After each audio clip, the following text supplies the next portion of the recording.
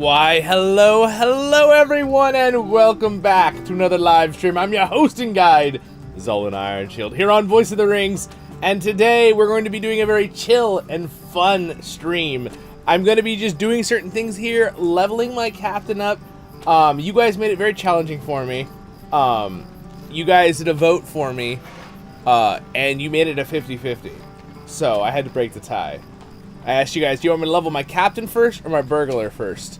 And you guys gave me 51 votes both ways. So I was like, well, darn it. Now I have to decide. So we're going to work on the captain first, and then in the future I'll be doing the burglar. But my goal is to try to level as quickly as I can, so I will be using some XP things I have and boosters just to accelerate things when I turn in quests and stuff like that. So, welcome back, everyone. I hope you're having a great and wonderful day in Middle-earth. I will also be answering questions today. If anyone has any questions, just forgive me if I sound a little bit different. I have a little bit of a cold still. It's been about a week. I've been trying to get over it, but I'm feeling a lot better today. So a lot better indeed. I feel like I can show my face on camera. That's one of the reasons why I've been a few less videos this week than usual. I only had one or two I made with Night Chaos like last week that I posted for you guys. So I will be working on more. I have many things coming. We have I do not have everything official yet, but we do have the Alliance for Glamdring. I've settled on the name after you guys all voted, and I talked to my officers, and I've kind of let other people know. I think it's going to be the Free People's Alliance. All right, this is going to be for the server Glamdring. I am in the works of making a Discord with someone else who's helping me out. I will shout them out when I make a video about it. That's been helping me with the Discord, and I really appreciate that because they're like experts at it. I've been leading two Discords for a long time, but they're helping me set up all the bot stuff and things like that. And then my wonderful sister is going to be helping me with some art stuff that we're going to. I'm going to make a type of flyer thing that'll be kind of like a mission statement. I kind of honestly got the inspiration from someone else who set up a nice one for Peregrine with that, and no one really did it for Glamdring, so I'm going to kind of make something similar. It's going to be unique, a little bit different in my own way, but I already told them I appreciate that idea, and they said, yeah, you can use it, and I was like, all right, cool. You know, just a normal flyer giving us information of what our goals will be for the Free People's Alliance on Glamdring. A couple fun goals right off the bat will be kind of a lot of the things that I do here on my channel, even though it'll be separate. One of my ideas for the group is that there will be no obligation for anyone to join, any kinship to join, and it'll be a fun group thing, basically to just plan stuff. There won't be any like hierarchy. Yeah, sure, I hosted it, set it up, but I'm not planning on being like above anyone. That's the goal is to kind of make like a round table kind of idea for that, and that'll be just kind of a fun side thing. The Discord I'm making for that, by the way, will be just for kinship leaders. If you want to be in my Discord here on Voice of the Rings channel, you're welcome to join it right down there. We have a wonderful Lord of the Rings community. That's a separate thing. Join my Discord here on the channel. But the thing that I will have will be for leaders. So get that out to people you know on any of the 5 NA servers. Again, everyone's welcome. If some leaders who just want to kind of hang out and see what we're doing and stuff, and they're going to be on Peregrine, want to be in that's fine too. Obviously, though, if we did a vote on something for an event or something, it would just be people from Glamdring that would be a part of that. Solid names, but the dwarf is level 8. Nice. All right, hello, Lord Cad. No worries, we'll see you in a little while. Hello, X. What's up? Woo! It's an X. Kiri. All right, hello. Welcome, guys, to the stream. So anyway, I just wanted to kind of get that out of the way so people kind of know a little bit about that. Again, not everything is official yet on stuff and things like that. We might do a thing where, you know, people can join it, whatever, if they want to. I'm not really worried about making any, like, it's for fun official. It's not for being like, oh, we're going to have rules official, right? Again, it's for like-minded people who want to join that group that are kinships that want to make events together, whether it be for raiding, whether it be for doing fun, you know, cosmetic events or whatever it is, that kind of stuff. I'm just trying to make sure that there's a wonderful group set up for Glamdring ahead, because both servers are going to be wonderful, by the way, NA servers. I've already seen wonderful people going to both. With CrickHollow, it seems about 50-50. A lot of the main, it's pretty cool. I'm very excited about it. But it'll be very, very much fun. Very fun indeed. So again, the Free People's Alliance. That will be the name, and that will be mainly all the kinships will be a part of it. But for the Discord I'm making for it, that'll just be leadership and like 1 or 2 of their main head diplomats, you know, officers, just so we can help organize things. But I don't want 5,000 people joining that Discord. 5,000 people are welcome to join my Discord right down there in the link for Voice of the Rings. For our group, we can all, you know, more the merrier. All right, so with that, this is my captain. This is Zollin, all right? Zollin Ironshield, provider of event information. Haha. So, after I just gave you a bunch of event information for the future of our channel here and of our server when we're on Glamdring. Zollin, in the lore of my characters, is the father of Zollin. So, that is where it goes there. If you notice, he has a little bit of an older look to him. So he's a bit older than his son, hence the beard and face. But I've also gone with the similar armor, but I've gone with the yellow theme. Because he's a captain, the yellowish gold. So. Alright, so with that, I'm going to run this. I realized this guy hasn't done skirmishes. So I decided I'd run a skirmish thing here while I chat with you guys. While war raged in the south and the Rangers of the north were absent, brigands and ruffians took an opportunity to wrest control of... Remember, you guys, feel free to ask any questions about the transfer stuff today or things like that, or just chill with me and hang out, because that's what we're going to do today. Because, again, I'm not 100% back to full power here, but I'm very excited to be streaming today, of course. But for my own health's sake, I decided I would probably just do 1 stream this weekend. We'll see how I'm feeling the next 2 days, but I think over the weekend I'm going to be doing a lot of stuff. You know, while I was not feeling that good the last 4 or 5 days, I actually have been doing massive amounts of planning, though, for that Free People's Alliance and talking with people on Discord and different groups of people and different leadership and other content creators and things like that. So I have been doing things. I just didn't want to have recorded videos of me sounding horrible because then they're forever recorded on my channel. That's not great. You know what I'm saying? It's like, you know, I'll look back at that video and be like, oh, I was so sick. Why did I record that day? You know, that kind of thing. So, try not to do that. Good. All right. Now use your new skill and call forth a soldier. There, now we have 2 soldiers. Very good. Now let me share with you the plan of how you're going to reclaim Bree. Skirmishes against the enemy focus on taking... So this is a very basic, this is the intro quest for skirmishes. I realize this guy never did it, because I did use a Valor boost on this guy to bring him up to... I forget what level, but, so I never did on this guy. The gate is well protected, but your soldier will aid you in the battle. If he falls... Also, little side note, I've realized in the last few days as I've been playing on my captain, captains are really OP. Now go and reclaim Bree. I've been playing them and I've just been like, it's not that I want, captains don't need a nerf, just other classes need a buff. I mean, some people are going to disagree with me, I'm sure. But I was impressed with the captain's damage output. It's kind of crazy with what they can do. And like these buffs they have, like look at this one. Masterful Strike. Gain 30% increased damage for 25 seconds. That's crazy, right? This is, of course, I'm in damage captain line, right? I'm not in tank or support. Or this one, Inspired Self-Determination. Another 20% damage, and you take 5% less damage. All right, and not to mention this stacks. So now you got 50% increased damage.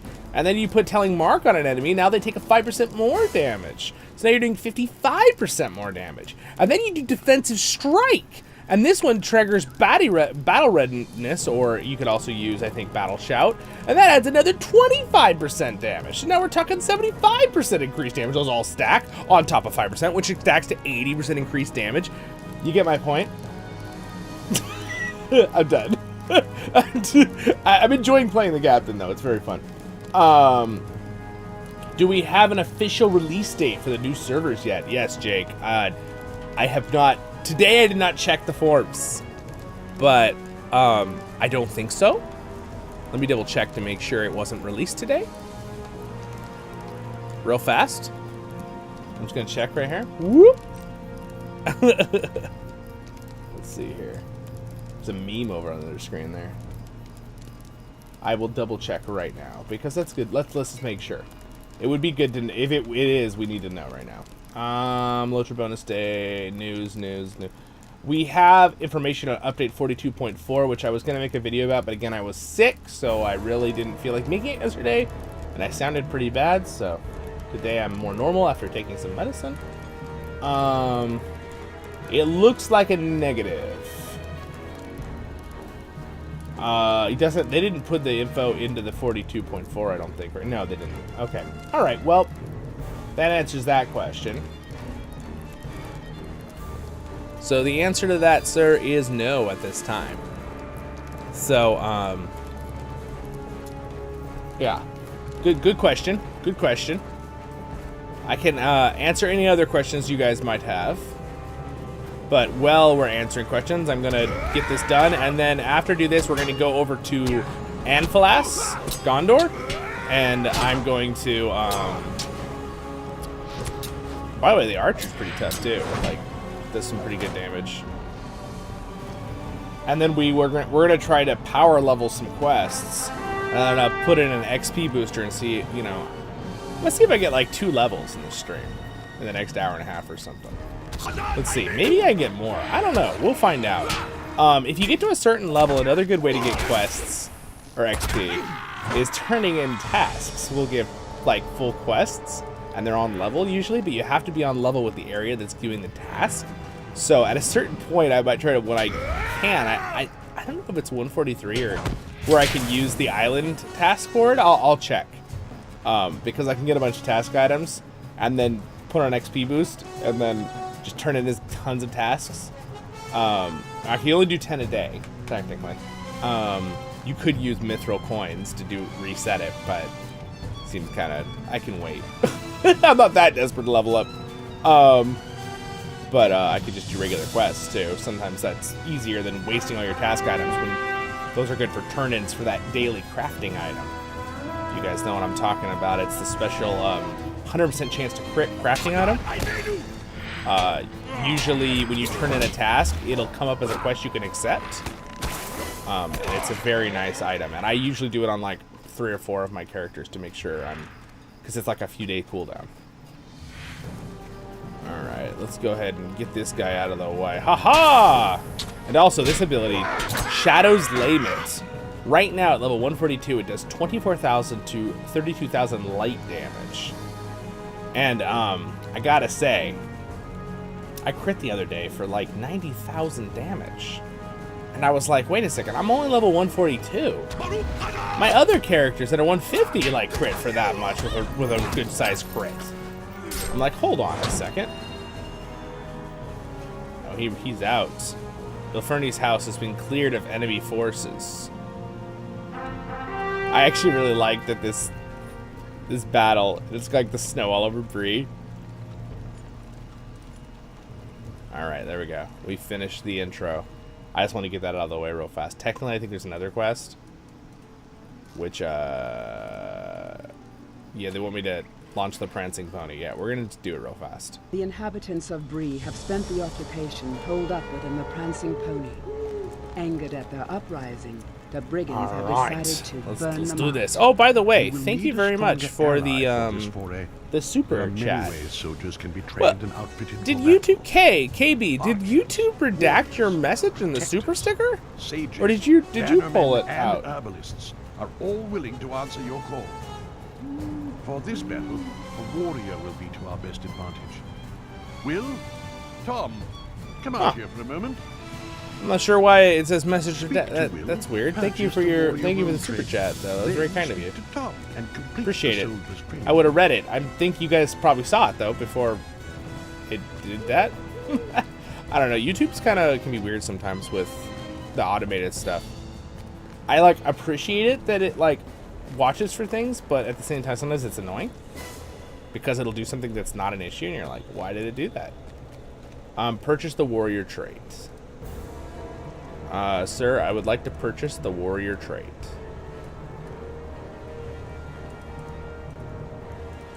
Oh, this guy has it. I'm like, where is it? There we go. Boom. Let's go ahead and resummon our little soldier. Very good. The warrior will increase our offensive capability and allow us to cut through waves of enemies.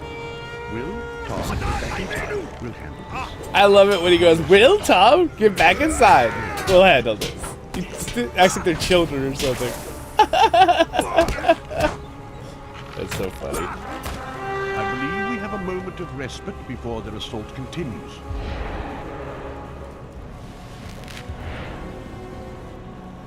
I'm doing the intro because technically I'm leveling this character today, and I realized I hadn't done the intro, and I want to be able to do skirmishes with everybody. So they're actually, it's really fast. Like, if you notice, I mean, if you just kind of ignore the storytelling and just continue the quest whenever it lets you, it goes by pretty quick. You can do it in like 10 minutes.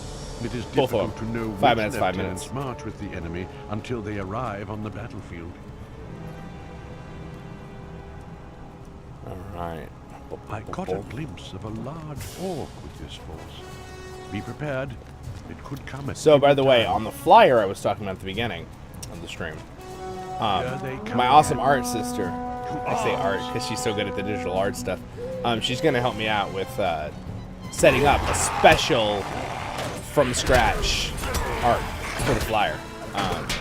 So, we're going to set it up. So, it'll be officially exactly our own thing before the assault continues. for our Free People's Alliance, and then we're also gonna make a little art logo for the Free People's Alliance for the Discord. So you'll see the special thing for the leadership who As we're you gonna do it. encounter and defeat more lieutenants, you will learn more about how they affect And again, the it'll mainly battlefield just be kinship leaders. and for what that. you can do to But expose again, and you can join my exploit Discord right down there. individual Anyone can join. Who's part of Voice of the Rings channel. I believe we are nearing the end of this battle. Defeat this assault and Bree will be free once more. Here they come. I love the sped up when he talks right there. He's like, Bree will be free once more. Hurry up! He's like, oh! He's like, his voice gets faster and faster.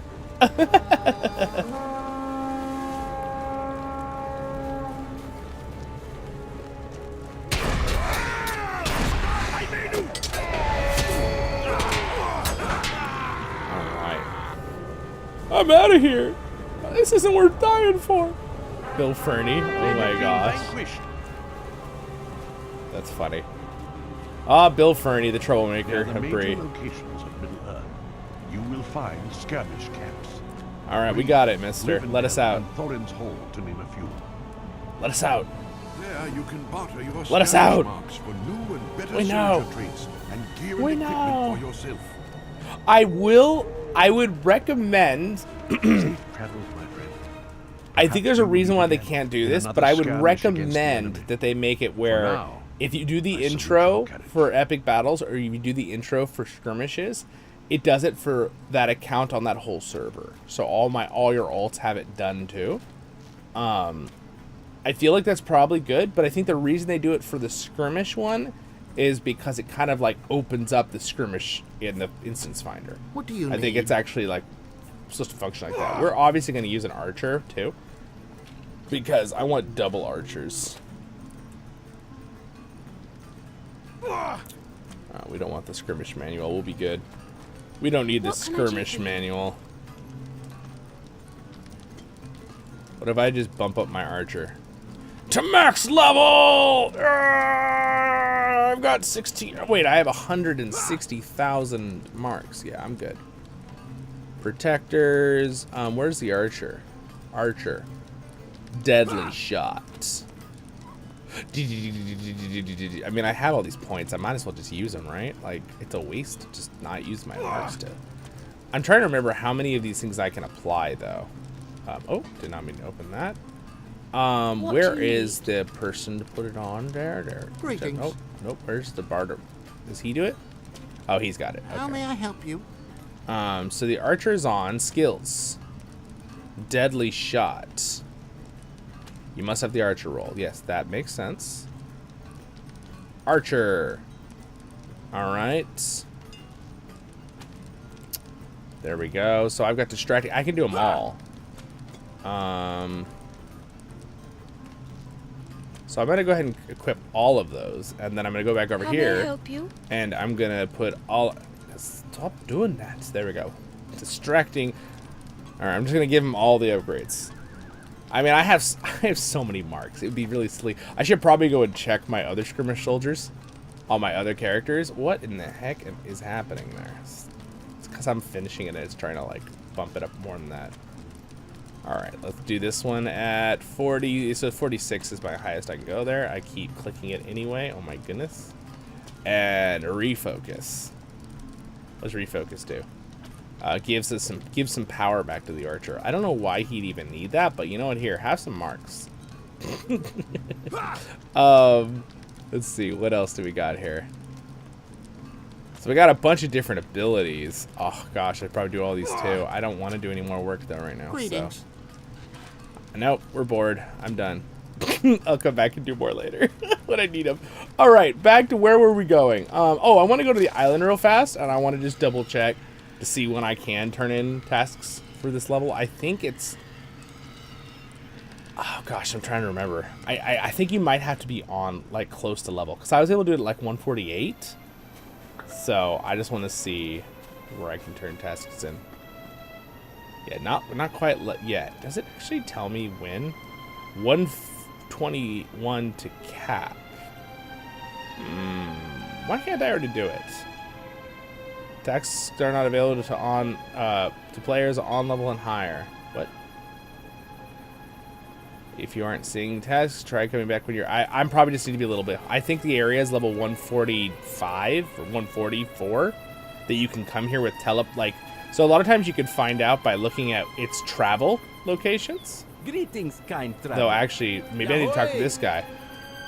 I didn't realize I could turn this quest in. Maybe that's what I could do. Can I do the proto quest now? Someone could just take me through those. There we go. Ooh, XP. So now I could do these, but probably not yet. I'm probably too low level. All right. Well, we're going to go back to where I can actually do quests. Greetings, kind traveler. Greetings, sir. All right, let's see. I want to go back over to Gondor. So I'll just take a swift travel back to our kinship house. And then I want to show you guys something cool about the stable masters. That's something you can keep in mind. Hello, guys. What's up? Welcome, yo, hello. That'd be really nice as some of us have 30 alts. 30 alts? By the way, if you didn't hear, they did give us more slots for transferring. So if you notice, for me, I gained 5 slots, I think. I think they gave everybody 5 more slots, which really is very generous because slots are not cheap. So they're just like giving them out to help people out. So that's nice. Character slots is what I'm talking about. Jason, I miss LOTRO. I finally gave up. Oh no, you are having crashes? Oh no, that's such a bummer.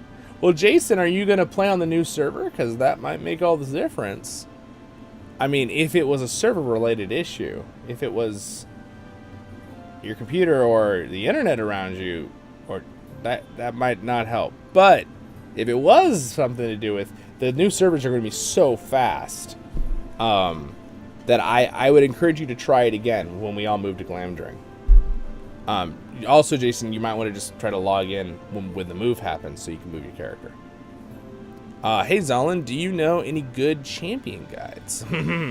I'm level 48 at the moment and curious if I could get... if I should be going red or yellow for leveling. So I've heard... Okay, I'll give you my advice on this from what people have told me in the past who are champion mains.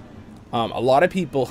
it seems very mixed at times, But a lot seemed like they really like yellow line because of it has heavy damage and a lot of area of effect. So it's very easy to pull a bunch of ads, just wipe them out real quick. Where red line seems to have a lot more direct high damage on one target. When I was leveling my champion, I was using red line. My champion's like level 70 something. I don't remember right now. I can look later. So it's a good question. And is there any guides on it? So I haven't made a guide on it. And have I seen any online that are like recent? Not particularly. I'm sure there might be a couple from there's a couple other Lord of the Rings content creators that did some YouTube and stuff in the past. It might be an old video though. I'm trying to remember if they did a big update on the champion yet. I'm talking in the last 10 years. Of course, every character's gotten little updates, but I'm talking about one of the big, like, different skills, upgraded tree, that kind of thing, for crafting. My voice is a little funny sounding today. That's because I'm a little bit sick. So I'm trying not to destroy it, my voice. So I'm talking a little lower today. So yeah, that's a good question. I would recommend, you know, if you have to fight some boss, maybe be in red line, right? Might be easier. Maybe, I don't know. I feel like my one friend who was a captain main said he liked yellow line for leveling, but that's really going to be a, you know, preference too on what you feel as you're leveling through. If you feel like it's more, you're taking one mob on at a time and you want to go red line, so you just kaboom, kaboom, and just blow them up, that might be good. Isn't the skirmish guide, JG says, limited to your character level in some way? Yeah, I think it's level 20. That's true. That's a good point. You're saying with having to do it on every character. But I feel like they could just set it up where once you hit level 23 character, it opens all the skirmishes, right? On the skirmish tab, and just have them locked before that. But that could be a reason why they keep it as every single character has to do the quest. That's a good point. I still feel like they could update it to not have to do that, but good point. Emily, I'm trying to catch up with your guys' chat real quick. I'm here to answer questions today too, not just level, so I'm just chill and relaxing. So, by the way, I read behind my chair here a little bit. I don't know if you can see right here this red stone. That's the Philosopher's Stone from Harry Potter. That thing, can you even see it? Yeah, it's kind of blocked. It's not Christmas anymore. We don't need this Christmas tree. We'll put that away first. Can you see it now? There's a ship right here. See this thing right here? So I got a collectible. I can't bring it over because, yeah, well, maybe another video we'll bring it over. I just set it up there, so I'm afraid if I try to pick it up, it's all gonna fall apart. It's a model of the ship from the game called Homeworld 3. I got a cool, I always wanted to get the game, and I found the box collector set for super cheap, used, but it wasn't because the codes were still good inside, so I got it, and the ship's amazing. It, like, lights up, and it's super cool, and I'm really excited about it, and I got the game, and I got all the expansions. So I ended up paying, like, less than just buying the game with the expansions. It was really awesome. Very excited about it. Sorry, I like finding deals. Most of the things in my room I've gotten on sales and deals. Just throwing that out there. I tend to, oh, I don't know what happened there with my chat. It just like died on us. There we go. I really enjoy that. So let's see here. I try to be a good steward of my money. You know, it's good thing to be in life. Even if you're a big collector, I still like try to get things that are like on sale, and like if something's astronomically priced, I'm like, nah, I'm just not gonna do it. You know. So that's why, like, if any of you are in Discord and you see some cool thing that you know I don't have, and you're like, hey Zollin, it's on sale, I'll be like, yeah. Yeah, let me know. I mean, where was I on questions here? Hey Zollin, do you know? Oh no, sorry. Farther down. That's so cool. I got 21 slots, all full on Evernight. Very very exciting waiting for the transfer. Yeah, it could be a little scary, but don't get too worried about it. I think everything will be just fine. It's like, you know, for me as a content creator with, you know, with names, that's probably even more worrisome than other people. But again, I believe in the community. Let's not take each other's names, guys. Just everybody save your 3 names if you're VIP, and everybody move your characters. And then once everyone's characters are moved, then start making new characters. But yeah, that's really neat. They added more. LOTRO HQ. LOTRO HQ is very good. I've recommended that on the channel before. Thank you for reminding me, Emily. That's a very good site. In fact, some of my videos, I have links to it in some of my guides. Hello, everyone. Welcome to the stream. And if you are enjoying yourselves, or even if you can't be here too long, if you throw a like on there, that would be amazing. Or if you're watching as a video later. It really does help. I can't stress enough how much that clicking the like button really helps. Like, I always thought as a watcher, I'm like, does it really help? Like, before I was a content creator, does it really help? Do they just say that to kind of like get us involved? No, it really makes a difference. It really does. I see the math difference when people like the video or stream. Like, it's a clear mathematical difference on the chart when it comes to people watching the videos and streams. It's crazy. Yeah, I'm almost like maybe it shouldn't be that reliant on likes, but it's okay. They are not as good. Yeah, LOTRO HQ does have a lot of there's a few things that aren't updated now, but still lots of good stuff there too. It's crazy how much content there is on LOTRO for champions. All the videos I find are old. I honestly might deep dive and research stuff. Yeah, yeah, exactly. Yeah, in the future, I'll try to make one too, but I can't promise that to be soon because I'm getting there. Right now, I still want to make a video on the Brawler and I have a basic one on the Mariner, but I want to make a better one on the Mariner. And sometimes I don't. The reason I don't want to commit to certain videos is that I want to make sure I make them pretty darn well. Like, I like to make the ones that are guides more on the quality end, right? Where if it's just a fun stream like this, I just want to chat and hang out and have fun. Or by LOTRO Tale, I just make voiceovers and play through the game. Those are a little bit easier to do as long as I'm not sick. Guides are like, I want to make sure I'm giving good information. Because sometimes a guide video will be looked at 5 years later, right? Things like that. In fact, I go back sometimes and I'll update titles or put links to newer videos for videos I know are older.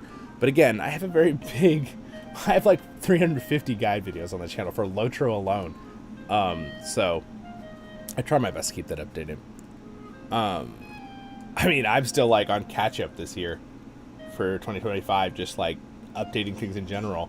Because I'm so excited because our community is just growing so fast on Voice of the Rings channel, on our Discord and on the channel here on YouTube and all over. I'm like trying to keep up with updating things. Like even like my wonderful Patreons, like I have more Patreons now here, and I need to get these numbers. So I appreciate that, but it's been really, really a blessing. And also like I have a calendar on my Voice of the Rings, www.voiceoftherings.com, my site. That all the links are good, by the way. The social media is on that site. It's right down there. But there's a calendar there which updates automatically the one that says live underneath. But I got to update the images for the 2025. But I want to go through and add some other events and stuff that are like annual, like Doran's Day. We celebrate that here on this channel now. Where Universe is another, but mostly Endgame. Yes, GHYN. Yes. His channel is good. He's got a good channel. In fact, I was talking to him the other day. He's a great guy. By the way, he's going to Glamdring. I believe. Take that with a grain of salt. I don't know the details on that yet. And again, I don't know if I should even say things like that. Let's wait, because maybe he won't. I don't know. I don't want to make assumptions with that.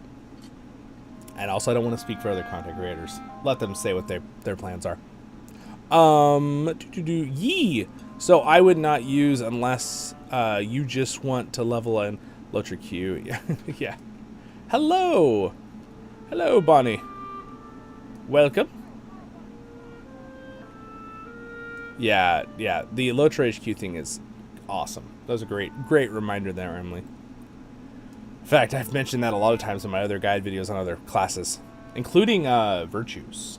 A lot of the virtue stuff they have on there is still well updated. So like this stuff on LOTRO HQ, like what would be good for particular what line to have, for your virtues. Still very good. As you can see here, I haven't done a lot of mine, but some of mine are maxed up quite a bit. All right. So, another fun thing I want to talk about before I forget. If you look and you click on these things, interesting thing is they show minimum level. That's to travel there. But you know what else it kind of helps with? It kind of helps give you an idea of what level the area is. Fun fact, right? So Minas Morgul, minimum level 110. Well, that's kind of when you got to get going there, right? Things like that. Minimum level 20 for the Steeps of Gundabad. Now this one doesn't work at all because Gundabad's actually level 130, but it's because you can start doing missions there. That's why I think they have that at a level 20. Which I believe missions start at the same time as skirmishes is level 20. I think off the top of my head. Do you guys remember that? But like Dol Amroth, level 135, right? Peregrine, well, it's a little under. So really, this area is more like level 140 something, but they're usually like 5 levels under, is what I've noticed with the travel. So like if you're 5 levels under the main cap of the area, then you can kind of travel there.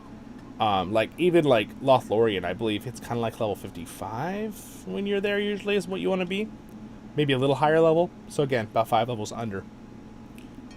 A little fun side note. I would take this with a grain of salt, this idea that I'm showing you here. I just noticed the other day, I'm like, oh, that's kind of cool. It's like all like 5 levels under when like you kind of have to go there. So you can kind of use our stable master from our home base here. All right, let's go. Let's get back to Gondor here. Gondor! Just go to Minas Tirith here like this one. All right, off we go. All right, we're here at Minas Tirith. I seem to have one hair out of my hat, and it's driving me crazy. All right, give me a ride. Gondor needs your aid. Gondor? Where was Gondor? When the... Sorry, I had to. I couldn't resist. Also, I think I'm at the wrong Midsummer. I think I might have the wrong Gondor. Do I actually? Is it Midsummer? Yeah, no, it's Midsummer. I'm right. I'm right. I need to go over to. Do I have the?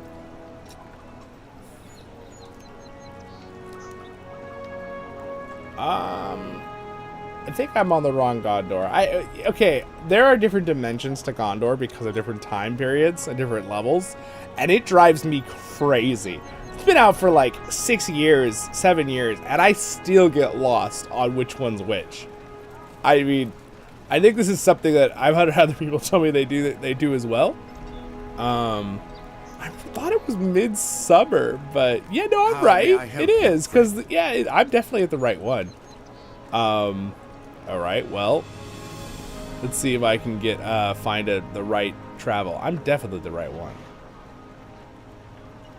I'm trying to remember.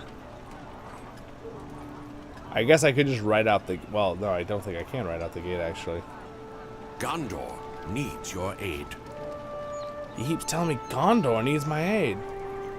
Well, Minas Tirith's High Stables. Well, I mean, kind of tempted to go to the High Stables. The weird thing is, can I just go to Arnich? Why can't I just go to Arnich? See, that's so weird. Is it maybe for the other horse guy? I always forget. I definitely came here, and then this guy sent me on to the next. Gondor needs your aid. Let's just go here for a second. I'm gonna go up to the High Stables just because why not? It'll be fun. Because why not? These are troublesome times indeed. All right. So where does that go? Where's that go? I'm curious now. Ooh, the High Stables interior. Used to be you could like teleport around with one of these horses, but oh, fancy. These stables are nice. My gosh, they got flowers all over. Oh my gosh, these horses are lucky. Oh my gosh, she's like And they're all taking care of them. The Swan Knights. Well, I guess they're not the Swan Knights. Excuse me. They're the Minister of Wait. Swan? No, Swan Knights are only in are from Dol Amroth. These are just the tree guard, right? That's what Pippin joined, basically.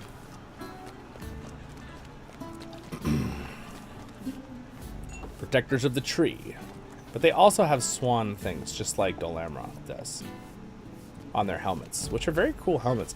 Can you get this helmet in game? I don't even know. Is that a helmet you can get? Like, wear it as a character? I've never seen someone with that helmet on. I think that would be a really cool helmet. They should add that helmet. Yeah, that'd be cool. That'd be very cool. Gondor calls for aid. Yes, exactly. Zollin calls for aid. He's lost in Gondor.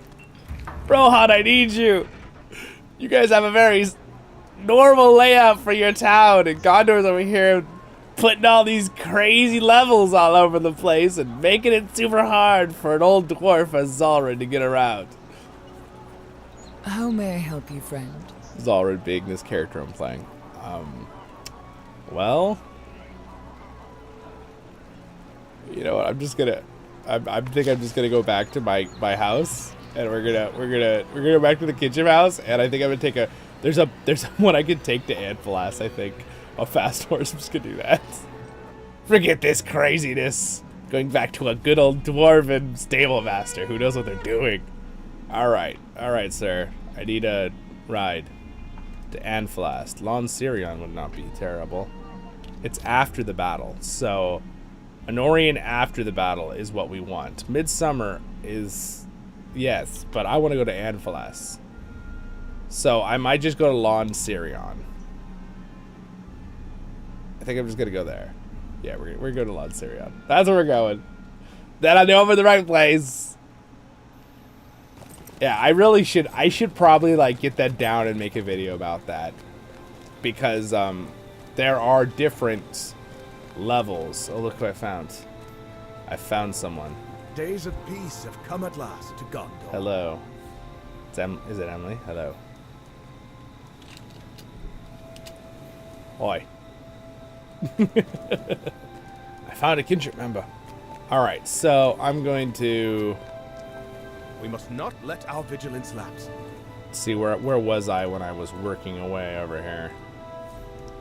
Let's see, to King's Gondor. Okay, so that's where I need to go over here. I need to go back to this area, so let's take a horse to... Arnich. Can I even do that from here? I could go to Pelagar. Westgate.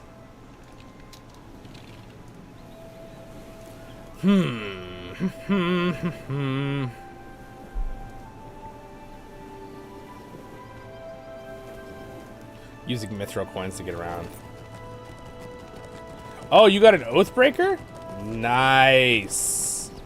Emily said I have a surprise. I have an Oathbreaker. As Zollin rides away. I'm sorry. Very cool. Very cool. How many 150s do you have, Zollin? If I finish this character, it will be my 5th.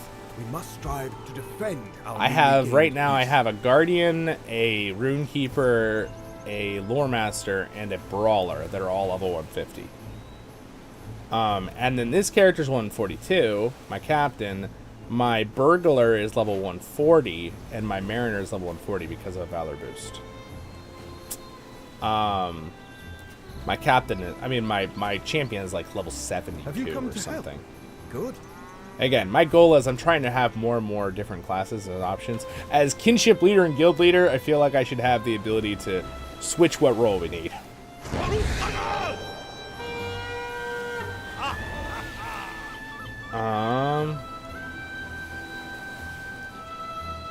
We must not let our vigilance lapse.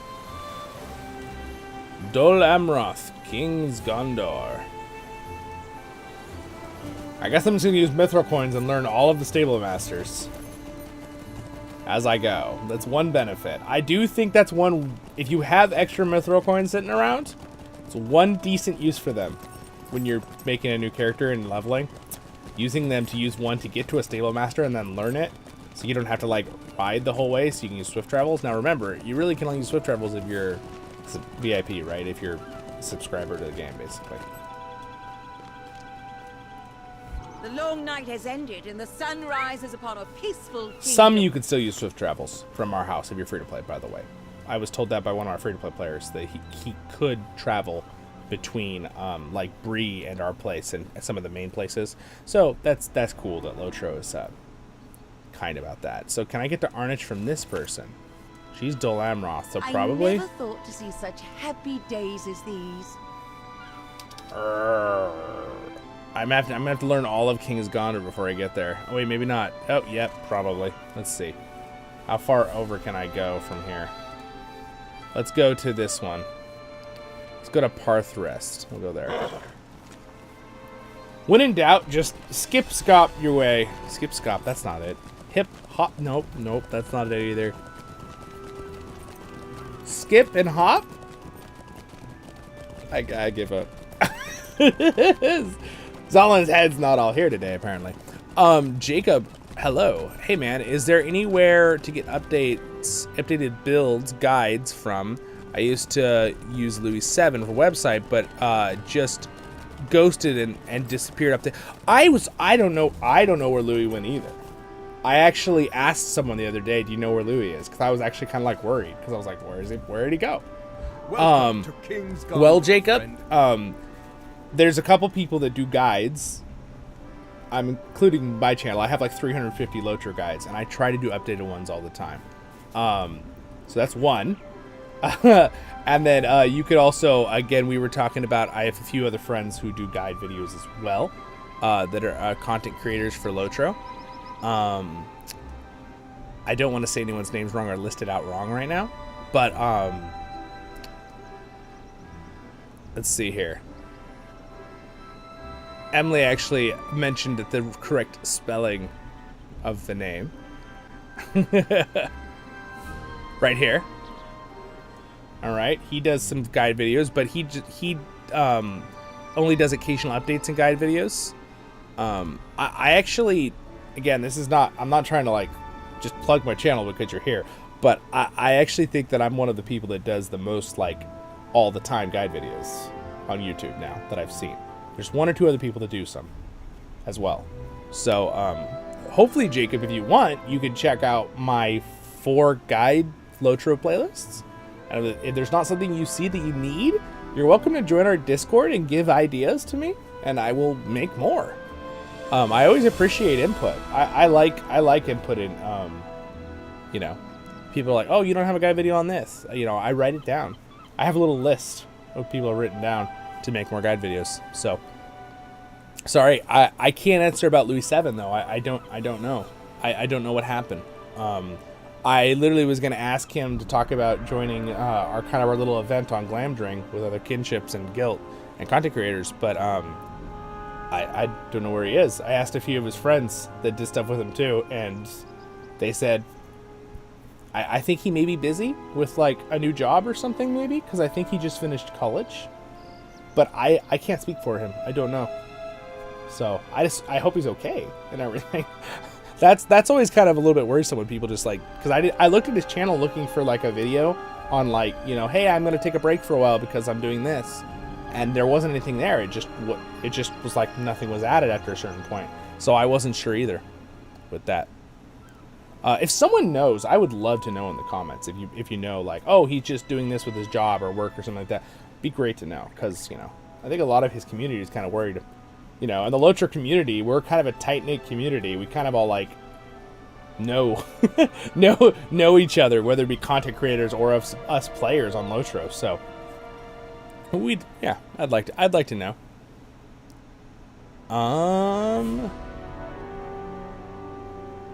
I have 9 almost 10. Emily, wow, that's a lot of 150s. Holy cow, I have what? Yeah, Emily plays. She's playing lots. It's awesome though. Back in the day, I had, when max level was like, I don't know, I think max level was like 80 or something. Back in the day, I had 12 12 level 80s. I mean, I think I had almost every single class max level. But once they started popping up the level expansions more and more, it was like, oh man, it's hard. It's a lot harder to keep up because it takes a lot more time to level. It's not like an insane amount of time, but no matter what, mathematically, it's more time, right? So like back in the day, from getting from 1 to 50, you could probably do it in 2 weeks, right? If you're playing casually. Now you're looking at probably like 6 weeks if you're playing casually. And you're being good about how you level and where you go and right level and things like that. It might be longer if you're playing just casually normal. You're not really caring about how fast you level.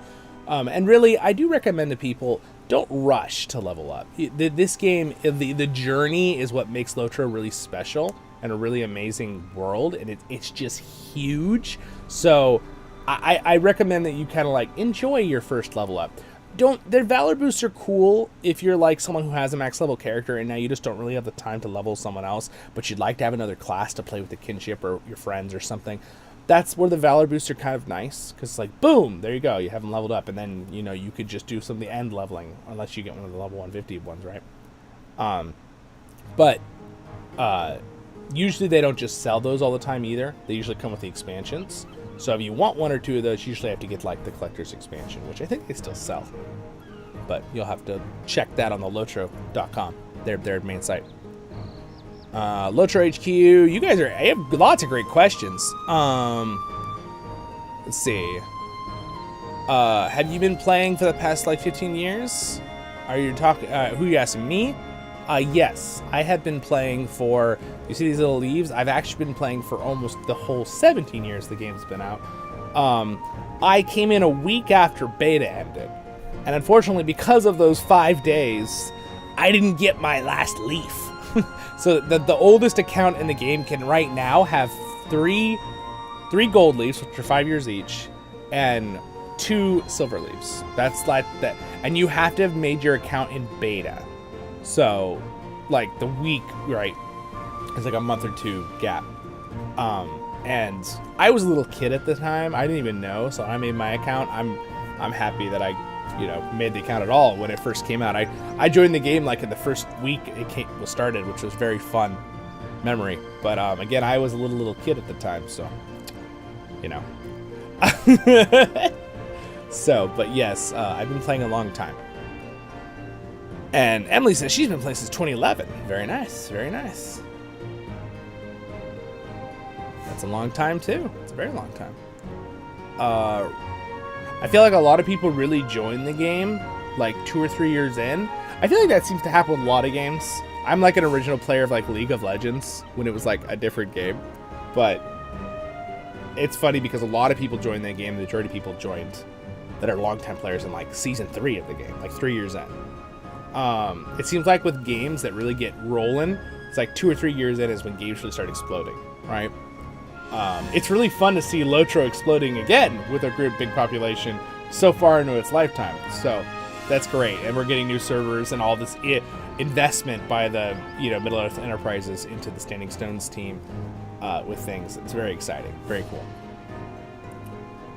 There was actually an update on Reddit regarding Louis recently. He's doing well in real life, but he doesn't plan on returning to the game soon. Oh, there we go. Thank you for giving us that update. Sorry I didn't read that sooner. Very cool. Oh, good. I'm glad to hear that. That makes me happy. I was a little worried about it when I saw that because it just seems very abrupt. But that's cool. I mean, that's awesome, right?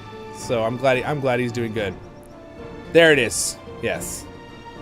There's the full name. Thank you for answering. You guys got it.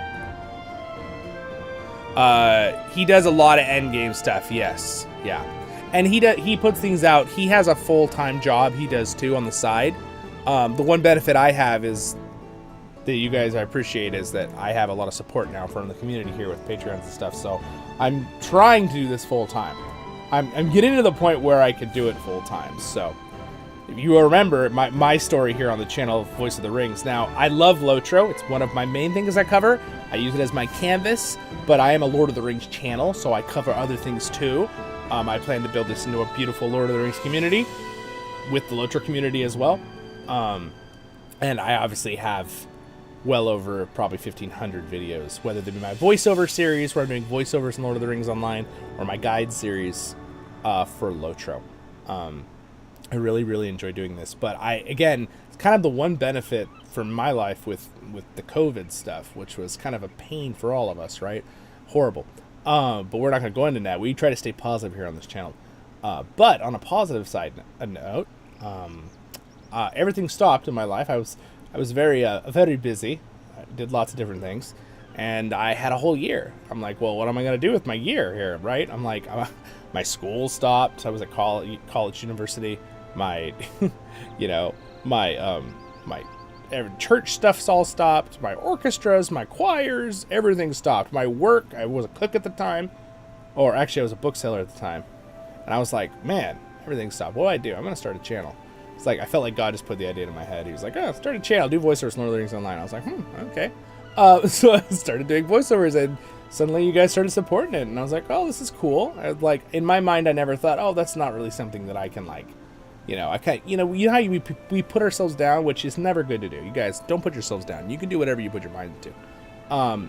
But I was kind of like, I don't know if that's realistic to, like, kind of do this full-time thing. Like, maybe do a fun little side thing.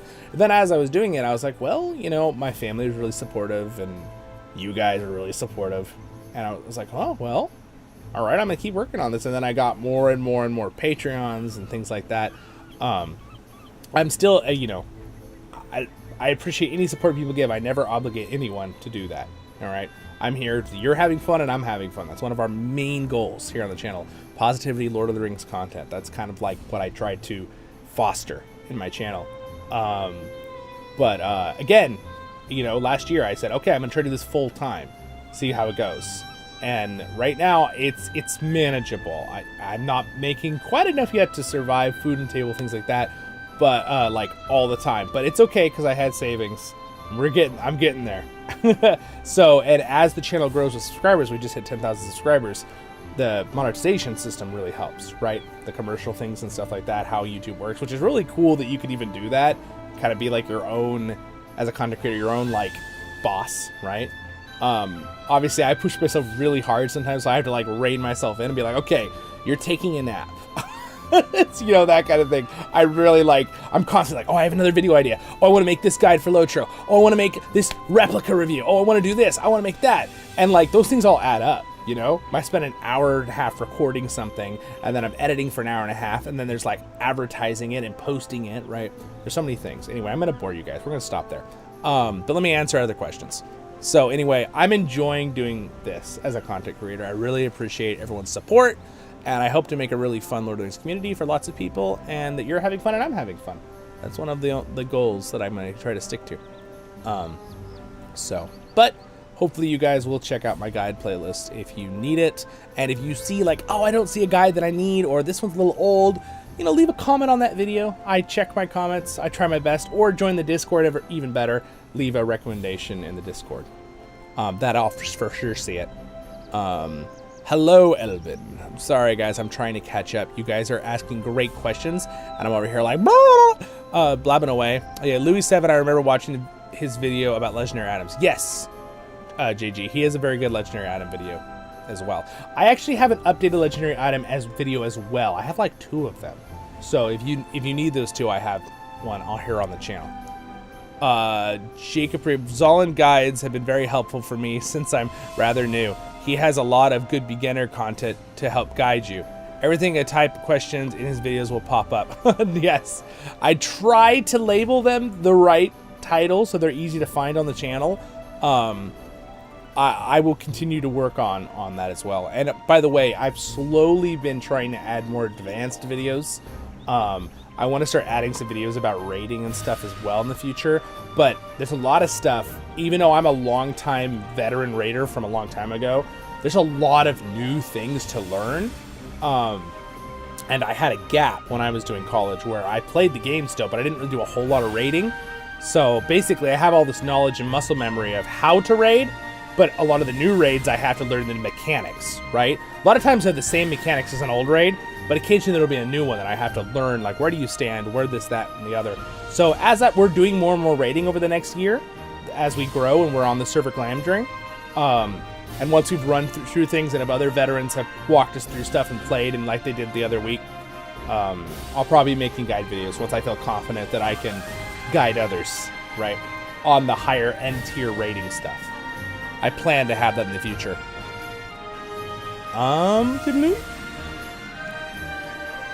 Zollin is his character's name. Correct. Yes, to answer the question. This is correct. My persona is Zollin Ironshield. That's what I prefer people to call me on the channel. My channel is Voice of the Rings. You can call me Voice too or whatever, but I feel like Voice of the Rings is even though it's a great, I love the name for the channel, it's a mouthful to say as like a person's name. So we stick with my character Zollin Ironshield. Your host and guide, Baruch Kazan I menu. Right. That's my character there. Do all my voiceovers. I can't do that a lot today though, but I'm still a little bit sick. Haku I was 3 to 4 when the game was released. So there was no way for me I was gonna play. That's fair. Oh man. Yeah, I wasn't much older. I remember I told you guys the story that people were really nice to me. I was just learning how to use computers and stuff at the time. If you mean to have class capped in older to do raids, I guess your captain would be one of the first characters capped, isn't it? You left it behind. Yes, captains are pretty OP in many ways. I always really liked playing my Guardian too. A lot. I usually would always use my Guardian in raids. Guardians again are still fantastic tanks in stat wise and certain things. There was a time where captains were kind of better than Guardians at tanking for like 2 or 3 years. That was again, captains don't need a nerf, but clearly Guardians should be the pinnacle of tanks in Lord of the Rings Online. That's what they're advertised to be, right? And things like that. So they later updated Guardians with some rework stuff, and they got way better. And now they can like open fellowship maneuvers while they're tanking and things like that. So, and they got like, one where they could block 100% of things for 15 seconds and all these different stuff. So they got very, very good again for tanking. So in the last few years. But yeah, captains are really awesome. I've always had lots of friends who play captains.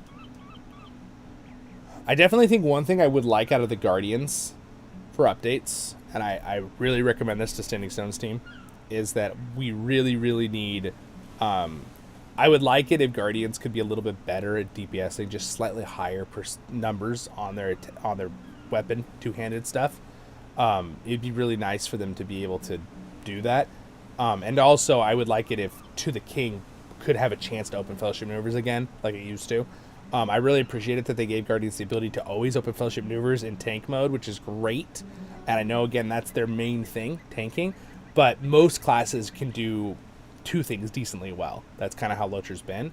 So I feel like if you're going to give Guardians the ability to open a fellowship maneuver always with tanking, it would have been nice if they would have just left the one in two-hander mode to have a chance to open fellowship maneuvers with To the King. I think they should bring that back. Or even bring back Turn the Table's ability to open fellowship maneuvers when they're stunned. I feel like they really kind of dumbed down the Turn the Table's ability too much when they did the update on the Guardian. There was no reason to nerf that too. Like, I thought about it for a long time with balancing, and I'm like, yeah, no, that should have been left that way. And of course, they might disagree with me, but and I know you're like, cool, Zollin, you're a Guardian main. Yeah, but I play a lot of classes, so, and I see how strong with the balancing of all the different classes. I think Guardians probably deserve that still. Because, like, Burglars are like the masters at opening fellowship maneuvers. They always should be. That's their thing, right? And they're, like, debuffs and tricks. But I feel like Guardians, really makes them special to be able to open a fellowship maneuver with the tanking. So they should have kept it for the DPS form, too. Jacob says, I started WoW on release. I didn't drop it till a couple years ago. Since then, I have been bouncing from game to game. Yeah, I know it's bouncing from game to game is natural, right? I mean, you see here even on this channel, we play a bunch of different Lord of the Rings games. I like to bounce around. In fact, I want to make a better guide on the Battle for Middle-earth stuff. I have one that still works. It's still good. on the channel, but I haven't. There's a newer thing that's been updated, and I want to make a guide on that for you guys. I'll make a video about it, sending you probably to my other side channel on, I think it was on Rumble or something. I had to use a different platform. I just picked one because YouTube's algorithm sometimes will like ping things as like, oh, this is, you know, you can't do this or whatever, and it was not anything bad, but it's like sometimes it's annoying to fight the algorithm thing and like have to like put in a ticket. So it's like, I'm just not gonna do it. It's not important enough, so I'll just send you somewhere else to watch the video. You know, when it comes to things like that. Yeah, that's how I was with World of Warcraft. I played WoW. Now, I've also played WoW a little bit in the past, by the way, with my cousins, but it was never my main game. LOTRO was always my main game. I had a lot of games I played, but LOTRO was my main MMO, I should say. Brain is like polymath with WoW content. Been playing LOTRO for the past 7 months. Yeah, I know. There's a lot of... There are some... It's funny because there's definitely similarities, obviously. They're both tab-targeting MMOs. They're both back in the day.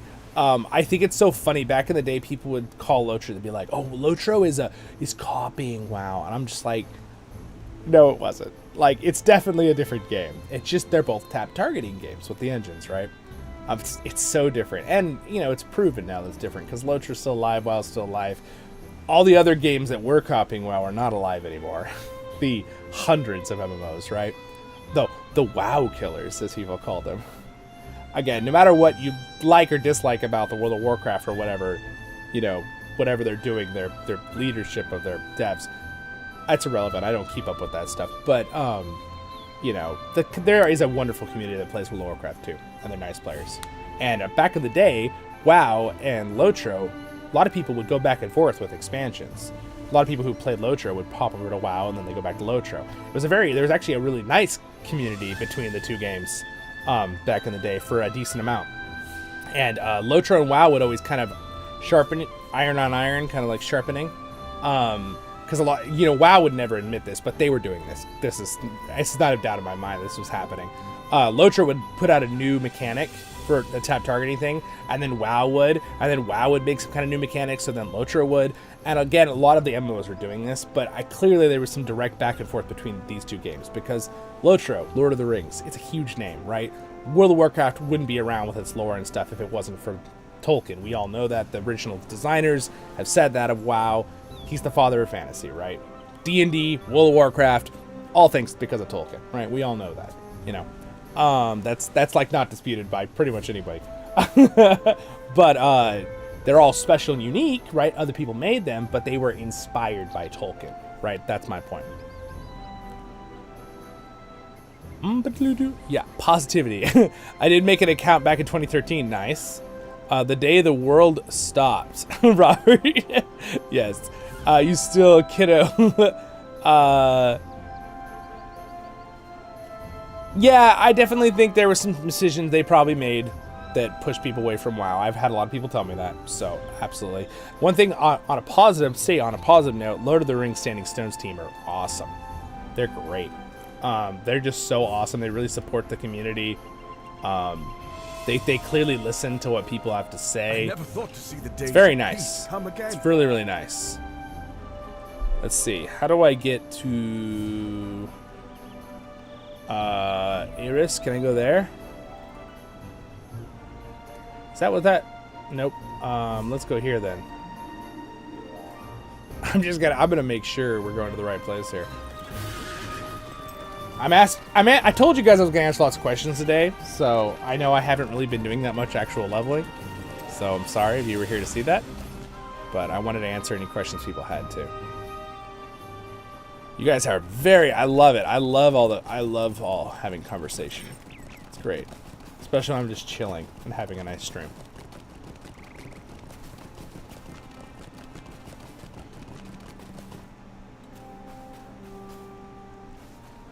Hello there.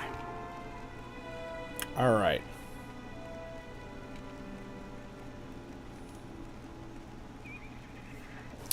We have a lot more options here. Can I get there now?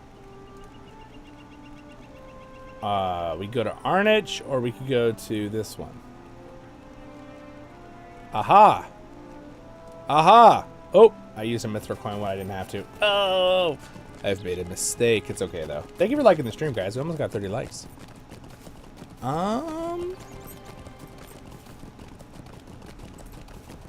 Oben is an old WoW vet. Oh, yeah, so you told me that. Now he's a filthy casual on Final Fantasy 14. Yeah, 14, it's a fun game too. The hard thing about MMOs is having the time to play more than one, right? And like now that I lead a kinship in a guild and have a channel that's really based around Lord of the Rings, it's really hard for me to make time to play other MMOs besides LOTRO. So I have played a little Final Fantasy. It's a good game. I played Terra Online. That game has died, apparently. Sad face. It was a cool game.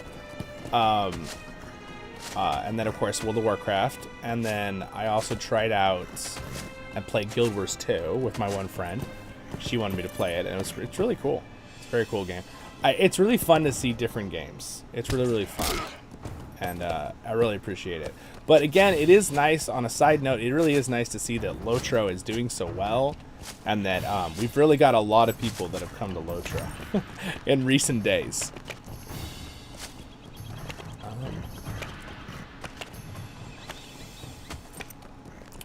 Alright, I don't want to skip people, but I'm going to jump down. Robert, Voices the Rings. Pretty bold name.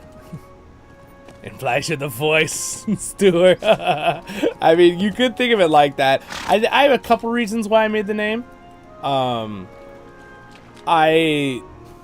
one, it was the it was doing voiceovers.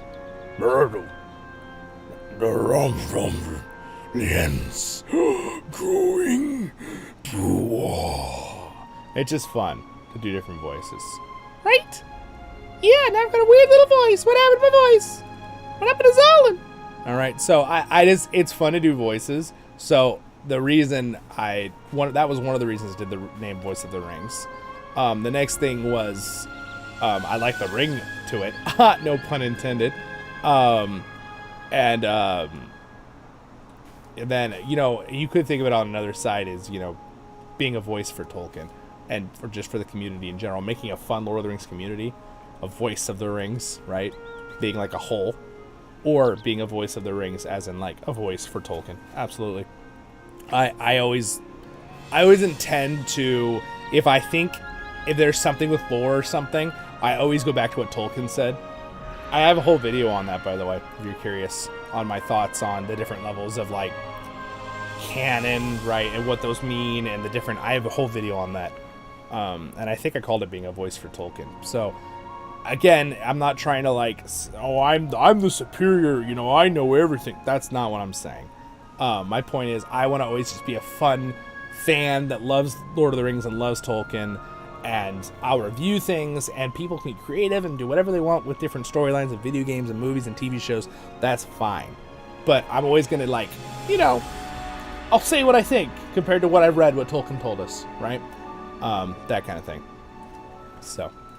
These are the crossings of Erwi, where customarily usurped I'm not perished long ago. doing voices right now for these characters because I just want to level up, but... Guardian tank, Warden tank, healing. Yep. I'm impressed how LOTRO and WoW have managed to outlive even some of the newer MMOs. It's true. It's true. They've outlived a lot of MMOs. Even like... there's one that came out more recently that actually went out too. Now, I think a lot of it is because there is a hardcore base, right, of players. But it is nice to see, I will say, as a longtime LOTRO player, I'm not that old, but as a longtime LOTRO player, even though I've been here for a long time with LOTRO, it's nice to see some new blood joining the game too, right? And I'm sure all of us Lord of the Rings players like that. It's fun to see new players join in. So I really appreciate it as a content creator because I get to firsthand see people. And that's why our kinship, Voice of the Rings, which if you want to join us, new players or veteran players, we will take both. We're making a fun, happy community. There's all sorts of things. I have a whole video on that if you want to know our goals. If you wish to be of use, you can oppose the but dangers I have been, and hollow. you can join us. We're on the server CrickHollow right now, but in a couple weeks, we're going to be on the server Glamdring on the new 64-bit server. And we'll be having a very grand old time. So you're welcome to join us now, and then it'll be free to transfer, or you can join us then if you're watching this later, when we're already on Glamdring. Just join our Discord, and you'll know either way, in case you're watching this in the future. But if this video or stream is a month old, we're probably on Glamdring.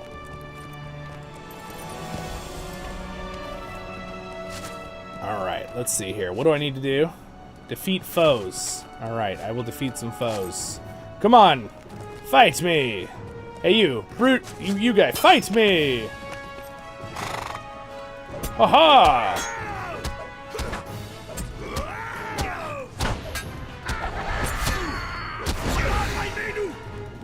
There we go, easy win.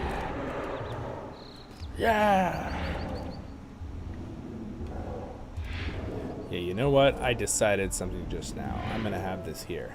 It's bugging me having that flipped around. Alright, so I need to defeat 4 more foes, so I will try to keep talking. I'm really enjoying our conversations, so that's why I took the time to sit and look, but I'm gonna try to be running around while I talk with you guys. Actually, like, getting stuff done. In-game.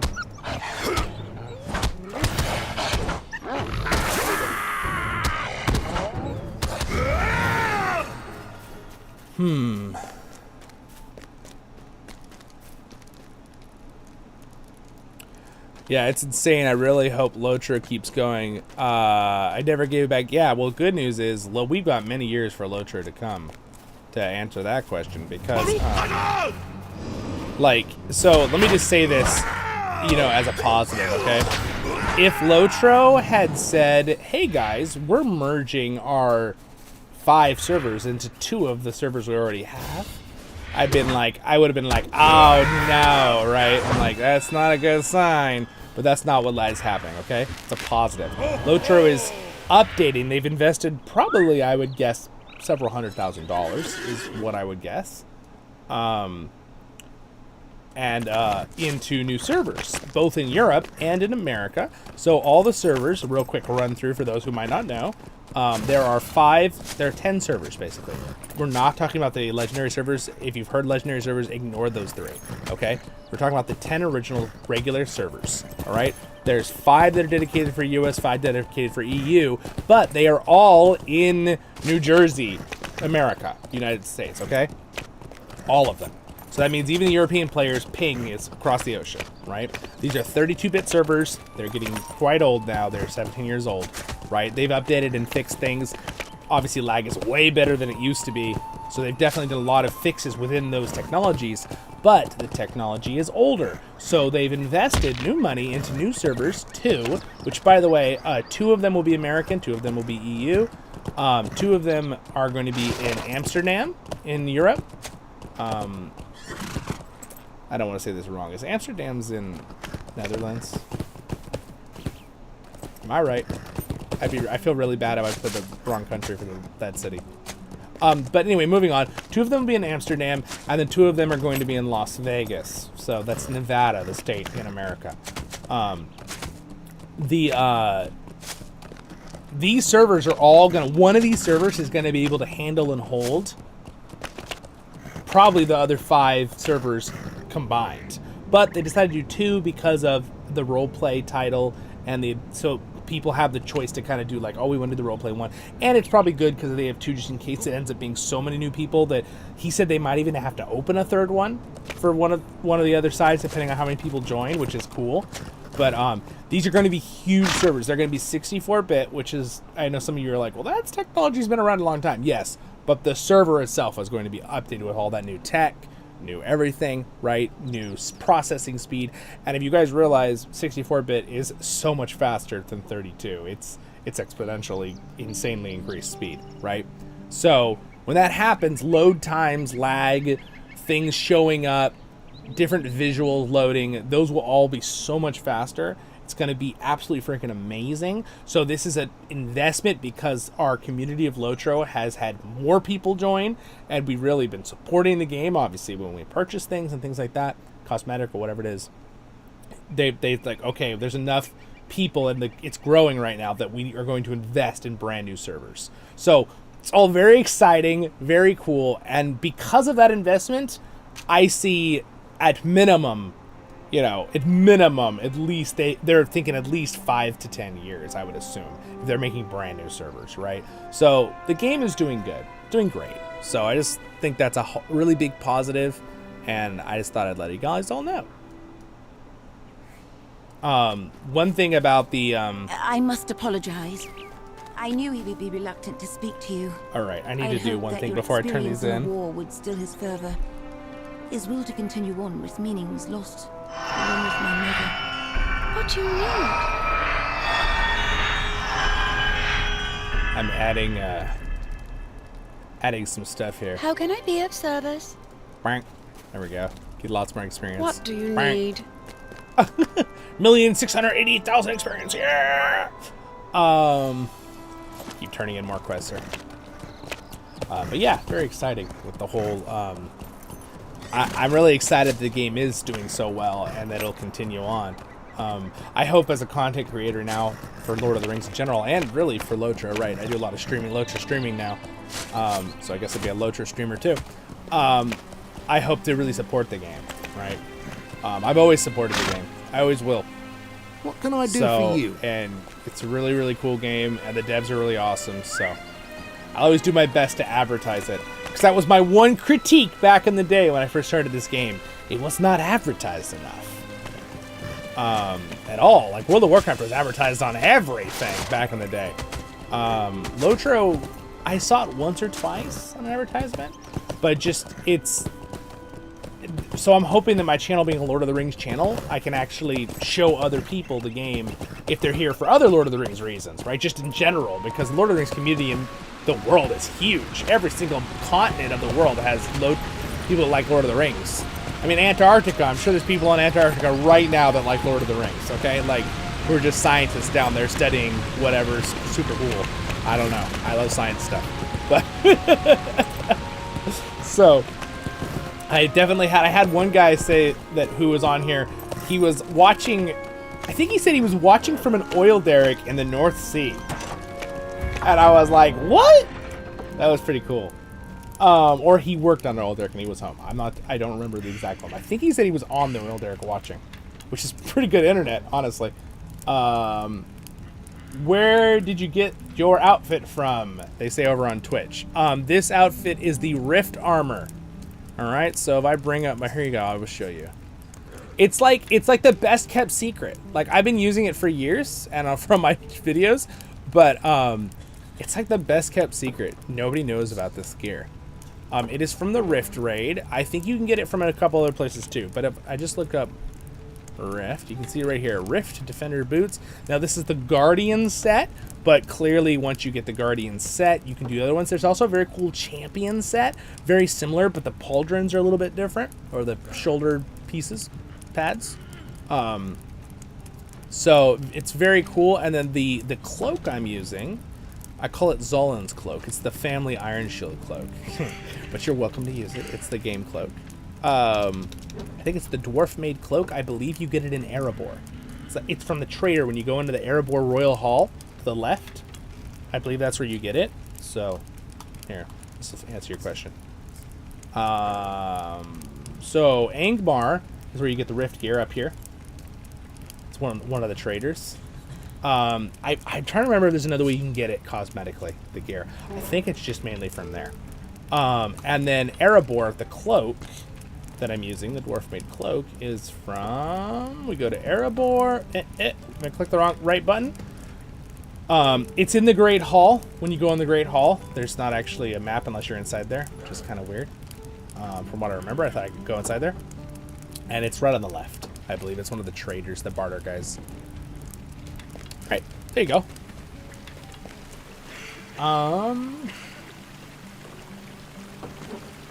I guess this Cappy dislikes pets and heralds. Yeah, we dwarves stand alone. Yeah, I know. Should have had my archer out. This is Mr. Pilgrim.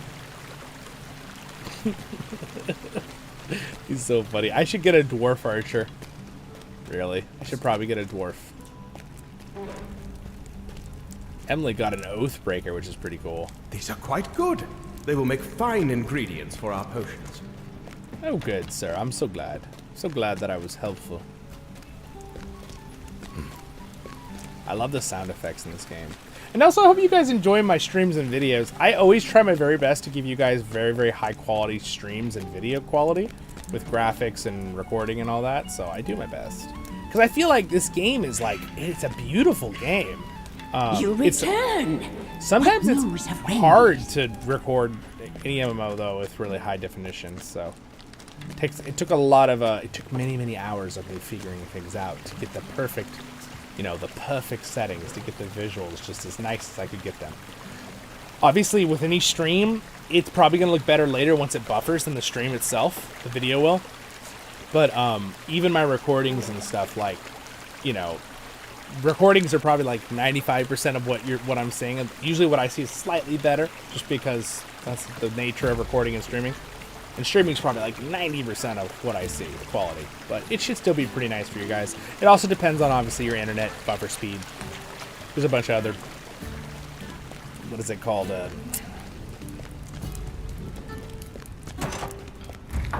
Dimensions is not the term that I was looking for. My brain is giving me words. That's not the word I was looking for, my brain. Oh, look it.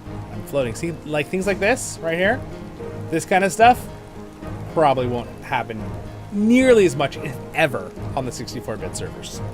Loading things like that, that's usually because the server is sending me data and it's loading the area.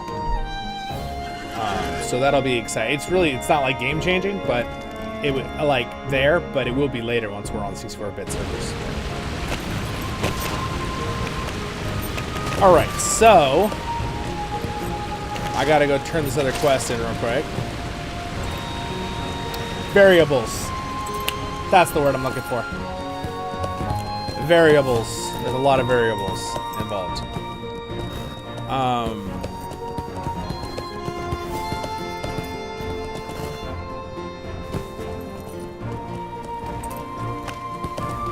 Wow, had the Mountain Dew and Mr. T. It's true. It's true. They had a lot of different things. Now, granted, to be fair, World of Warcraft also had a very, very big company behind it already. It already was very famous from the Warcraft 3 games, which, by the way, I did play tremendously. And I used to play the old Dota, or Dota, some people, Dota is usually what it's called, on the Warcraft 3 editor engine. And then when League of Legends came out, I played League. So, and in fact, one of my good friends from Lord of the Rings Online told me about League of Legends. His name was Remixadan, and the other one was Boxhead. I wonder if they'll ever see this. I know Remix knows I have a channel, but I don't know about Boxhead. Yeah. So, it's kind of cool.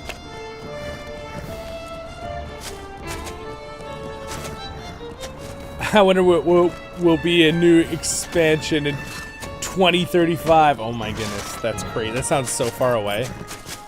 2025 sounds really far away. Yeah, we're here. We're a quarter through a century, at least on the number. Blaze Robbins, hello! I loved your comments on all the videos lately, my friends. You've left many. You think you get that set from the Skirmish camp? Ooh, all right. Side note from Blaze Robin. Okay, he thinks you can get the cool Rift armor from the Skirmish camp. So check the Skirmish camp. See if you can trade in for the similar look. It might not have the name Rift Defenders gear. It might be a different name. Sometimes they do that with the gear, but you should check. I'm not gonna look right now, but oh look, here's the mother wolf.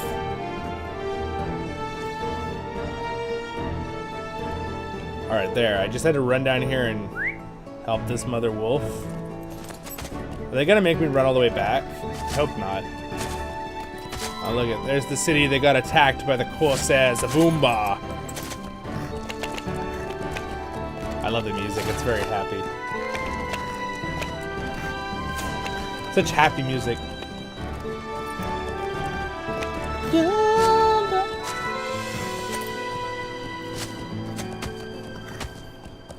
Minus the cloak. Yes, the cloak is from Erebor, but... Dimensions. Thank you. Twitch said it too. Appreciate it. Yeah, that dimensions or variables. That kind of both works for what I was saying, for sure.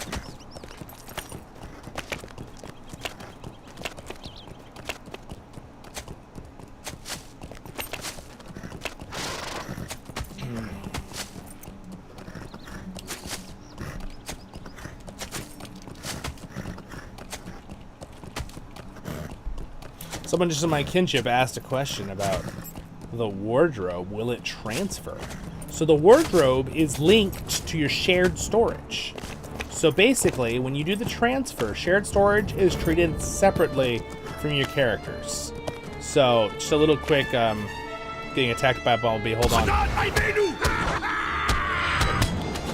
A stinging bee, not just any bumblebee. It's a stinging one. So basically, when you transfer. And I'll have a video on this once we're closer to knowing dates and when we're actually going to transfer this next month. When you transfer, there are several buttons, just like it used to. You used to be able, you know, transfer between different things. Basically, I'm going to copy and paste this for my kinship there. Basically, what happens with the transferring is that you'll have the options of all your characters and their vaults, right? And what's connected to them is like whoever owns the house is connected to the house. You don't want to be selling your house, okay? Yet. Again, we're gonna have a whole. I have some videos on this already, but don't sell your homes, especially your premium ones, because when you move, you actually want to move while it's still on your character that you owns it, because then that character, the house will automatically get sold. You can put your stuff in your inventory out of the house, or it should go to the escrow at the new server, but you could just put it in your vault if you're worried about it. But don't sell the house, and then, you know, I do that anyway. You'll get your full rights back, WRITS, to buy a new premium house, all right? That'll be connected to whoever bought the house of your characters, and then their vault will be obviously their own thing. So whatever is in your classic regular vault that's different for every character, that will transfer with your character. But when there's another button that says transfer shared storage, that will be the shared storage tab, right? And this is the one that's across all your characters on that server. So everything in here will pop over to the other server, including the wardrobe. It is also part of the shared storage system, from what I know. I am 95% sure on this. I will double check and have a video on this later once we're closer. But the shared storage, these are both part of the shared storage system. So when you click that shared storage transfer, both of these should transfer over with all your information. Studio says, I wanted to start playing epic battles. I wanted to know what happens if you die in them. Can you please tell me? You just revive back at the beginning.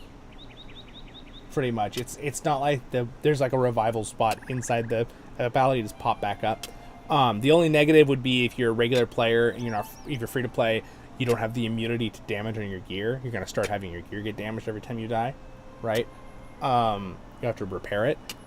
But pretty much it's just a negative because then you can't defend a certain location if you die. So, and don't get damaged even though you're above level, and your items don't get damaged even though you're above level 10. I think they should still get damaged. It just depends on if you're a VIP with the immunity or not. I don't think you have an immunity to damage on your gear in epic battles for any player, any free-to-play or regular player. What happens if you have a standard house when transferring? So, I think you want to do the same thing, Blaze Robbins. You want to, personally, I would take all my cosmetic items out and put them in my own inventory, or vault. Remember, your inventory is going to transfer with your character. So whatever's sitting in your inventory of any character, it'll also transfer with the character, not the shared storage. The regular house, you probably don't want to sell it either. I believe it'll also get automatically sold, and you'll get your money back. Because that's in-game money, so they should give you back your gold and silver. Now, when it comes to the bought storage, so let's say you bought the regular housing storage and used some mithril coins to make it more or something. I believe they will give back your irregular money to pre-purchase all the storage slots.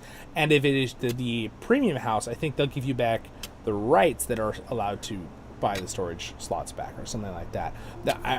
I'm sure, of course, they'll think about that, because that would just be like you losing your money, and that's not really fair to you. So I'm pretty sure that's how that'll work. Again, I will do this in more detail with a guide video once I have all the detailed information, because Cordovan's going to put out a letter he's been working on with all the details. But again, they said around the end of February this is going to happen, so they're working on that still right now. So I don't want to like jump the gun. But from what I know of regular transfers, he already made the comment on one of his videos that it's going to be like regular transfers. So it's going to work the same way.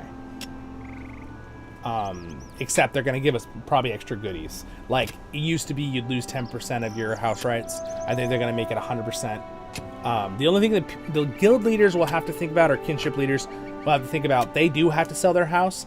And if you're someone who has a not bound, if your item is bound, it'll be sent to whatever character owned it from you when the kinship leader, abandons the kinship house or whatever. Again, I'll talk about that more details too in the video. But if you're someone who has an item in that kinship house that isn't bound, that item will go to the escrow of the kinship leader that moves that character. Or when they delete it, it'll go into their stuff. So if you want an item back, talk to your kinship leader. Or if you have the ability, take it out. And again, I'll make sure everyone who put items in our kinship house that isn't mine gets them ahead. We'll talk about all that. So for my kinship, but just so everyone kind of knows. Also, your enemies go up as your health goes up when you level up. No, yeah, they're fixed. Epic battles are always fixed at a certain number, and they'll always bring you down to level 100, or they'll bring you up if you're level 10 or up to 100. You do have less stats still if you're scaled up, if you're like level 12, versus if you're level 150 scaled down. You're clearly stronger still, but you can all play together on the same playing field, basically.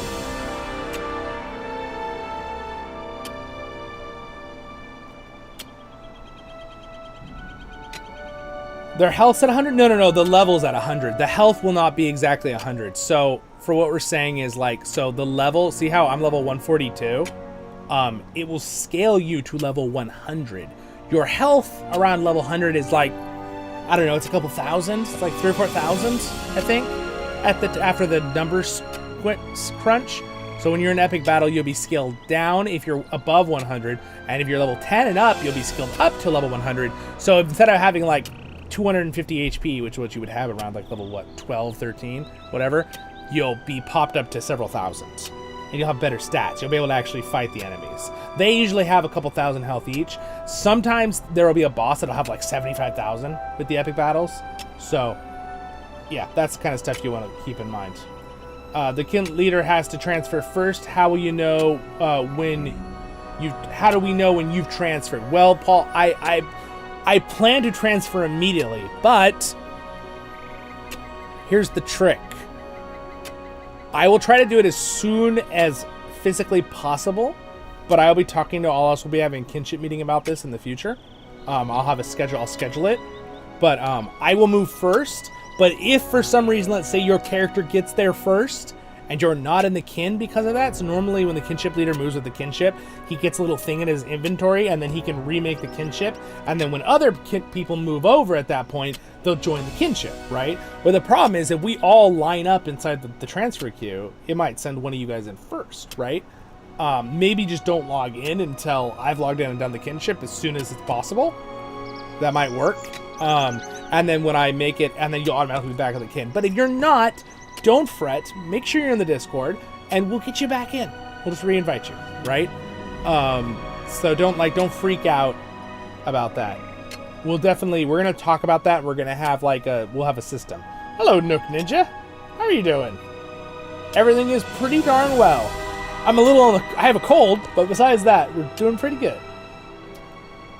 The thing is, when you're still small, like 20-ish, and you're skilled up to 100 in epic battles, you're still pretty weak. Yes, absolutely. Yes, correct. Blaze Robin, thanks, Zollin. I'm glad your channel exists. Frankly, I wouldn't even know where to...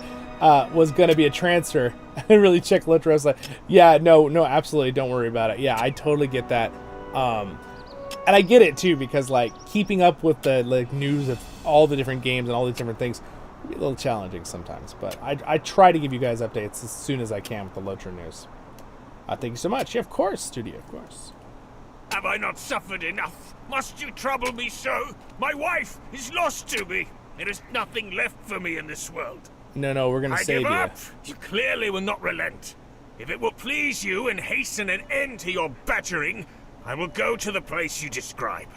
At least, let me prepare my things. Okay. My beautiful horse. Isn't it amazing? This is from the Harvest Homestead pack thing. Luxury, whatever pack. Did I, oh my gosh. Now I've got to go and talk to him at the... It's a cute story because basically his wife was taking care of this wolf and his pups. What do you need? Could I speak with you a moment? Basically in the end, he is there. I actually like did all the voices and like did all these storytelling back on my adventure playlist, I think, while I was leveling my lore master. But yeah, it's a very sweet story. The storytelling in Lord of the Rings Online is absolutely amazing. Not only do they tie in with Tolkien wrote like so well and respect Tolkien's lore, they like put in these sweet little side stories and stuff that are just like oh, that's so cool. It's like they just become nostalgic stories. Pretty awesome. Thank you for so many likes, guys. We're almost at 40 likes.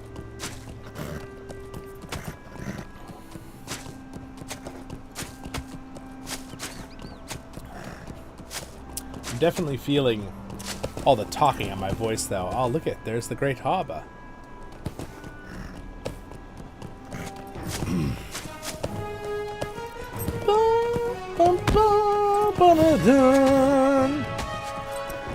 Whee! So me and my friend Night Chaos have been having an absolute blast playing that Age of Darkness game. Which, no, it's not a Lord of the Rings game, but it's super fun.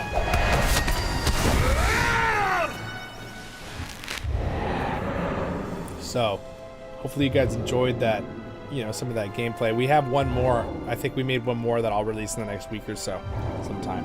But again, I want to make some more LOTRO Adventure and LOTRO Tales too. But my voice has been so messed up, I haven't been able to. Nook Ninja got my wisdom teeth removed, and your content has helped take my mind off it. So thank you, sir. Oh, you're welcome. And ouch. Yeah, I'm glad it went. I hope it went good. Like no side effects.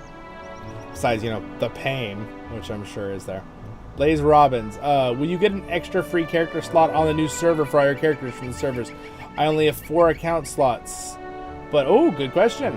Moving multiple characters from 4 slots won't cut it. Guess what? They just added, I think they gave everybody 5 free slots. Double check your account, Blaze, but you should see on your account that you have more slots. So whatever your slots are on your account now will be on the new server.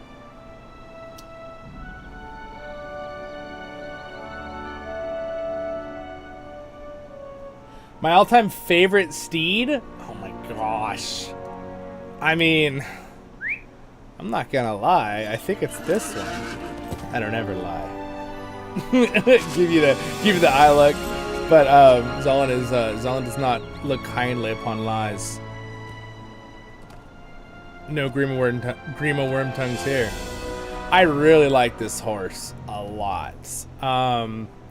I will say, if I bring up my collection real quick, pets that I have, mounts that I have, I also really like the new Oryx. Where is my... Why aren't I... Wait a second. Something's going on here. I thought I had more than that. What's happening here? Oh! I'm not on Zollin. Silly me. I'm on a different... I'm like, I thought I had like 3 times as many mounts. I'm not on my main character. Oh my gosh. Hold on. Yeah, I like a lot of them, but I think I have... Where's the new Legacy of... where's the Umbar set? When I start a new character, I get so many flippin' boxes and stuff in my inventory from all the expansions and just all the things I've earned over the years that like go on every new character. It's absolutely craziness. Well, oh, Fate Gunamet. No, where's the...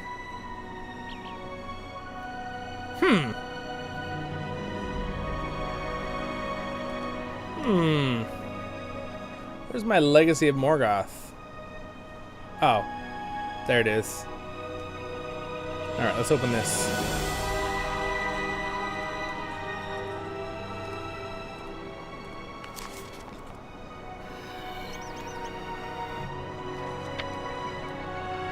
Alright.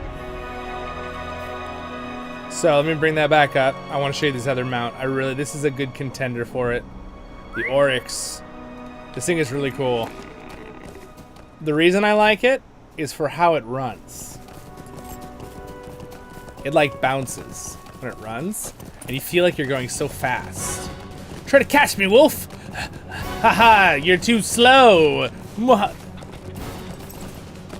So I really like this mount a lot. It's one of my favorites from the day. Oh no, he's after me!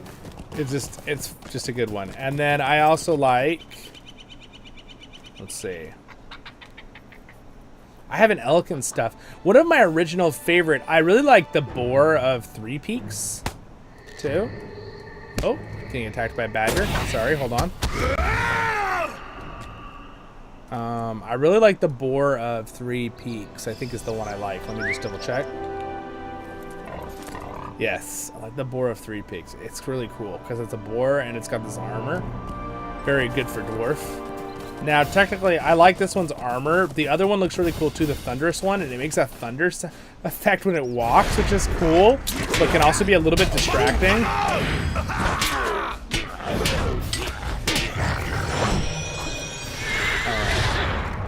And then, let's see here, I leveled up my thingy.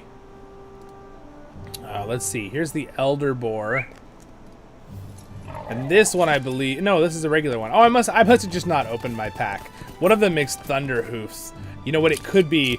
I might have that sound muted because it is a little bit obnoxious to hear giant lightning bolts all the time while you're running around. But you feel like you're Thor, so that's kind of cool. I'm trying to remember if I have any originals. I also have the Guardian Steed, which is kind of cool for if I was going to say one of my favorite classic horses. I don't know if I have it on. I only have it on my Guardian. So, oh, Steed of the Hammerhand. This one was cool from back in Rohan. I really like this one's gear setup. It's got really beautiful gear, and it's got a really nice, like little packs and the sword and the chainmail. It's a nice horse. I like this one. I definitely think if I was gonna say what's my favorite of all time, not from a classic old one, but just favorite of all time, any of them. I really, really, really like this mount. Oh, by the way, I can have a jackal. This is my pet jackal.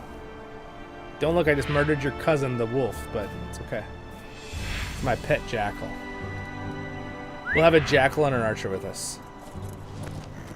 I wish they should animate it for the archer to just hop on the back of your horse.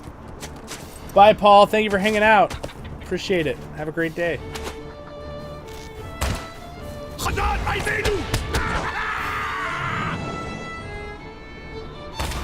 Yeah, exactly, Paul. Exactly what Paul said. That's why that's why I always correct myself. He said, I'm worried about people who say, to tell you the truth. You mean you don't tell us the truth before? Exactly. That's why I hate that saying. I think the point of that saying, if I was going to break it down, the point of it's kind of an old-fashioned saying, because one of my grandpas said it a long time ago, and it always kind of bugged me too. So I try not to say it. And usually when I do, I make fun of it like I did, and say I always say the truth. But I think the reason for it is like you take down your filters, right? I think that's the idea behind it from the old-fashioned term. Like, normally you're polite, so you don't really, like, you're not lying, but you don't want to say a certain thing to, like, insult someone, right? Because you know if you say the exact hard, factual truth, you might hurt someone's feelings or insult someone, right? So I think the idea behind that saying is, like, you know, you're like, well, I'm going to totally turn off the filters here for a minute and just say what I think, right? And it kind of like to warn people, right? I also don't like this saying. I agree with Paul, though. My mom also doesn't like this saying. She gets annoyed if people say it.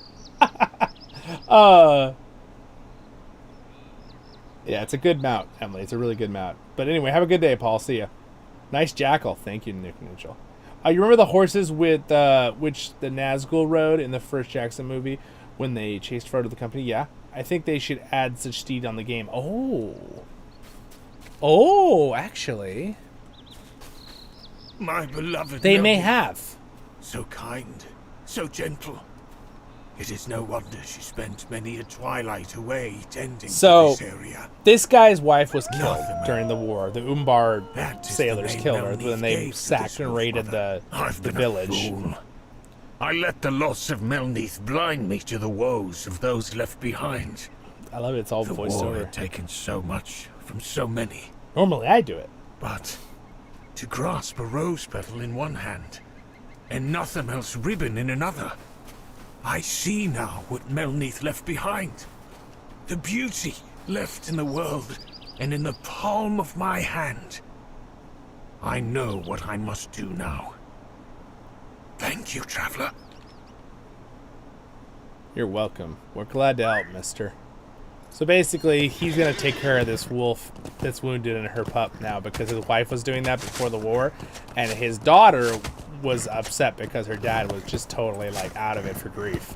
So, anyway, very sweet story. So we kind of helped try to heal their family from a very horrible situation, right? So, anyway, I just think it's a cute story. And now he's going to take over what his wife was doing to help the wounded mom wolf and the pup.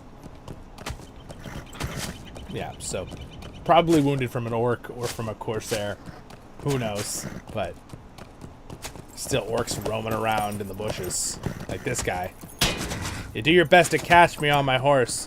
Yeah, I really do like this mount a lot. It's definitely one of my favorites. But now that you say that about the Nazgul mount, I actually do believe there was a Nazgul mount. You know what? It might be this one right here. Steed of the City of Dead. It was the Minas Morgul mount for the expansion. Let's see if it's the one. No, this isn't it. But this one's freaking cool. Look at this animation coming out of its freaking armor. It's like the Minas Morgul. This one's really, really cool. This is not the one I was thinking of, though. There's one that actually looks like the movie version of the horse. And I think it's the one you're talking about. So let's see if I have it on this character. Let's see. Steed of the Citadel, Steed of the City of the Dead is what we just looked at, right? Valiant.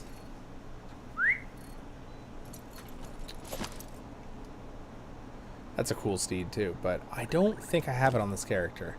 Steed of Starlight is also a cool one. I might hop on Zollin to show you because it's actually really, really cool. So yeah, that's not that one. It's a cool one too. A lot of these steeds are like really, really cool, and a lot of them come with like an armor set that matches, which is really, really cool.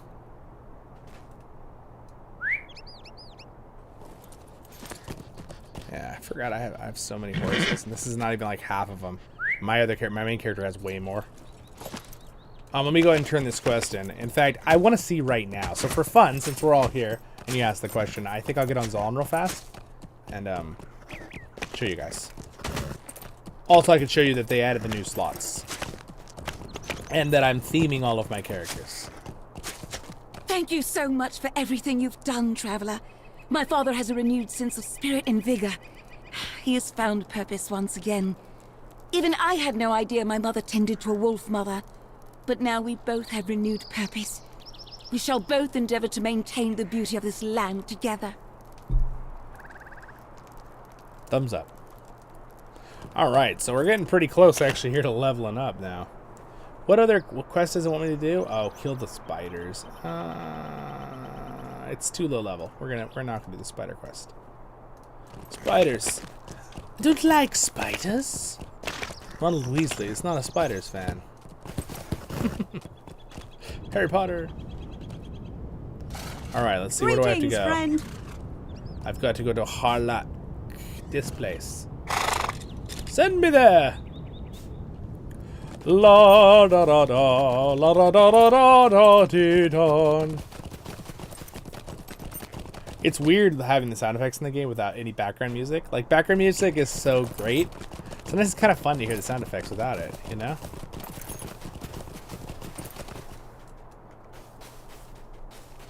Greetings, friend. Greetings. You helped make the lands between the crossings and Harlach more safe? Mercy upon me for listening, stranger. But I understand you're here on the king's business. I like just walking away while they're talking. Have you come to help? Good.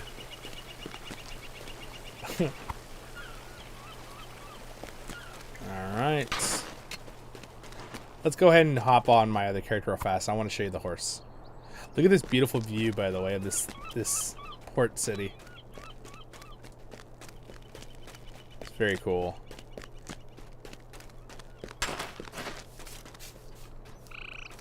This guy's over here, like, trying to dig up the rubble. Wow, look at that. They even stole a Corsair ship.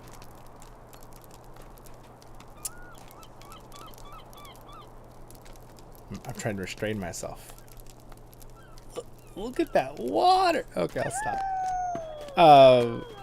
It's very pretty though. There we go. We'll do the fishing nets in a minute here. By the way, that howl was my jackal. Did the wolf howl? It's like, hello. I love how they start to add more vocalizations in the game. To make this, they had to make this so long ago. Yes, yeah. There's so much. I mean, I think one of the reasons that them not having so many, like there were always some. There's always like a little intro. Usually when you click on an NPC, they'll say something. But that's what kind of makes it fun for me to do voiceovers, because usually they give me a voice to do. And I can imitate it, or if there's no voiceover at all, I just make it up, which is fun too. Doing voiceovers is very fun. I hope to always continue doing that in the future. It's a very fun thing. All right. And hey, I'll even do it for other things in the future besides my channel. It'd be fun. So here's what we got. You notice I have 36 character slots now. I had 31 before, so I gained 5. So that was very nice of them to add some. But what I've got going on is basically I have my main character Zollin, of course. It's going in the blue look, my guardian. And then I got my Runekeeper, which is going the black look with shoulder pads and his being a Runekeeper. And then I've got my red Brawler. He's got the red look. And then I got my Captain. He's got the yellow look. I themed all of these in the last few days for fun. And then I got my Stout Axe Mariner, which is a black screen. I don't know what's happening right now. There we go. And I went with a purplish pink hue. I didn't have it for the armor, but I'll do it later. And then I even themed my little burglar. Look at he's all themed, little burglar man. Look at him in his little armor. His little wannabe Zollin. So yeah, that's basically it. By the way, this is my champion. Yeah, 71. I was right with my guess. That's the champion gear from the Rift, by the way. It's very cool too. I do plan in the future to level up more of these characters. I've also got my minstrel, which I'm gonna probably retheme him. I don't really like his look very much. Though his musketeer hat, he might keep the musketeer hat. I'm thinking giving him the armor too, but you just keep the musketeer hat just because he's a minstrel. I don't know. I think it'd be fun. Anyway, I'm having fun with just making fun themes. And then Grandal's my lore master. He is a human, but he's going full owl. He's full owl. So anyway.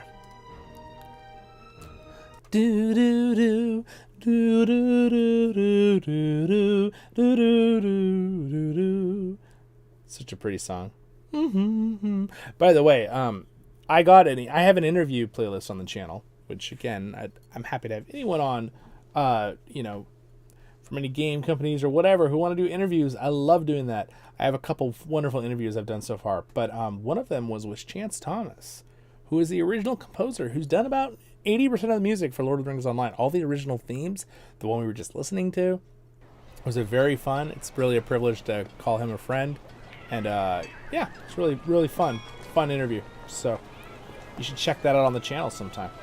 It's on the Inklings playlist. That is, if you know what the Inklings is, it was the group that chat and talk and did writing, and it was C.S. Lewis, J.R.R. Tolkien, and a couple of their friends who did a lot of book writing, very famous. The group, which is why I called the playlist the Inklings, because just like sitting chatting, interviews. Yeah. So anyway, real quick on this character on Zollin, I want to go into my collections. My brain. There we go. Mounts. What I have. You can see Zollin has quite a few more mounts than my other character had. Yes, my other character had 21. He has 65. So another one of my favorite mounts is the prized Thorin's Hall goat. I forgot about it. It's one of my favorites. So if I was going to say one of my favorites of all time, as in like, well, in the, 10 years, let's say the last 15 years before the last 2 years, if that makes sense. Farther back, this is probably one of my favorite mounts of all time. I really love this goat. I really like riding around on a goat. He's really cool. He's got the cool curly horns. He's got pretty cool looking eyes. Look at him. Look at him. He's a happy goat. Very happy goat. See, look at this. Look at this happy goat. He could use a little bit of a texture update, but he's still very majestic. Don't judge him. Look at him. Look at him. He's so majestic. Okay. All right. I'm done. And then we basically also have... I'm looking for the one to show you because you asked. This one's pretty cool, by the way. This goat. This is a pretty cool looking goat. Firework laden goat. It's got some pretty awesome horns that are jabbing into my side. But, he's pretty cool. He looks kind of like a blind goat. I don't know what's going on there. I also have an elk. This one's pretty cool. But you know what elk is really cool? This one's cool because he's like guarding you. Look at this armor, man. It's like, freaking, he's got like a shield around you as he rides. You're like shielded by this amazing armored antlers. Another cool one is the forest elk. This one is the classic like Thranduil one with the giant antlers in the front. Just some serious antlers on this guy. He's pretty cool. I also enjoy this one right here. He has little bells. Little bell sounds when he goes around because he's got little bells all over him. He's a Christmas goat.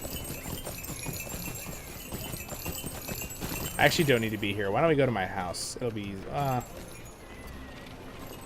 I'm going to go to the island. Somewhere it's easier to look at the mounts. And then I told you I wanted to show you the goat, the horse that looked like it was the evil steed, right? Let me see if I can find it. If you asked that, and I want to find it. Sorry, I disconnected. Did anyone answer my question? Which question was it, sir? You have to be a VIP, as always. Been a free-to-play. I did not gain 5 slots. You should gain slots. It said for free to play too.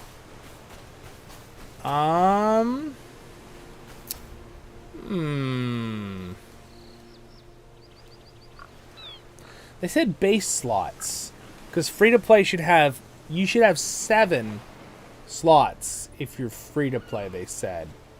And it was like 12 slots if you're VIP, and if you're a premium. So Blaze Robin, one thing that I do recommend people do if you play the game a lot is just buy 1 month subscription and then cancel, because your account goes from being a free-to-play account to a premium account. You basically keep some of the benefits always of being a VIP subscriber, even though you don't get all the benefits. So highly recommend that. The best thing I think to do is to get the 3-month, because then instead of $15 a month, you pay $9.90 something times 3 for 3 months. It's like less than $10 a month. It'll be $30, $29, I think, to get it. I usually get that, and then I would cancel it. That's what I did through high school. So it wouldn't recharge me. So I'd recharge it when I want to, because if you go off VIP, it doesn't hurt your account at all. You just go to a premium account, and you can still... the only thing you might get on, if you have too many characters, it might say, hey, you need to pick 3 characters you're not going to use until you re-sign up for VIP. That kind of thing. I feel like the free-to-play should have got some too, so I'm not entirely sure with what's going on there. That armor reminds me of the trimmed rune armor. Nice. Very nice. To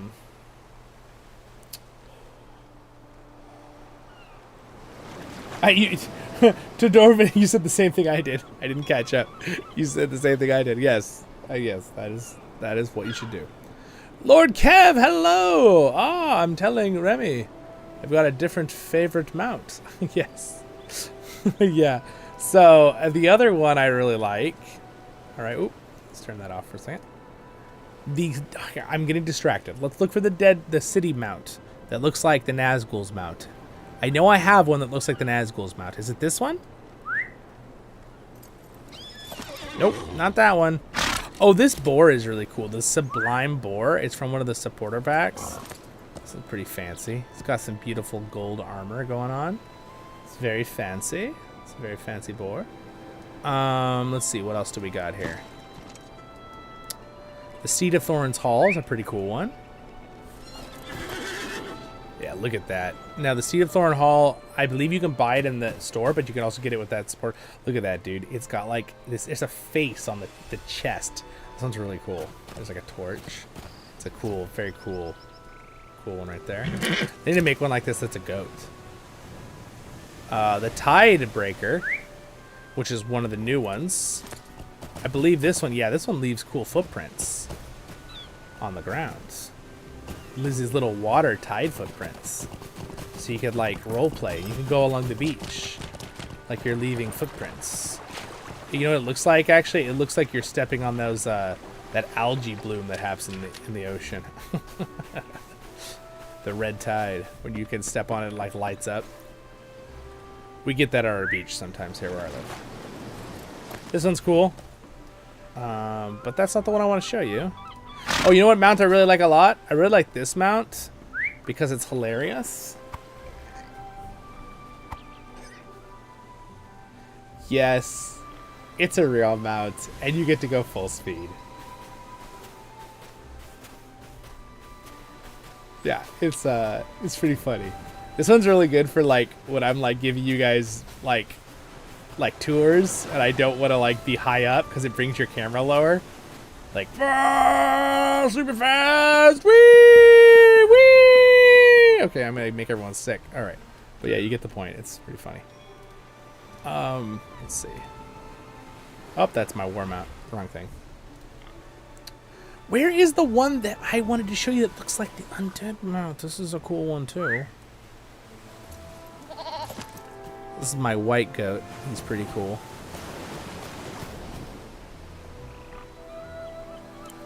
Is it Steed of the Citadel? Nope, that's not it. Steed of the City of the Dead was the one I showed you before, right? Yeah.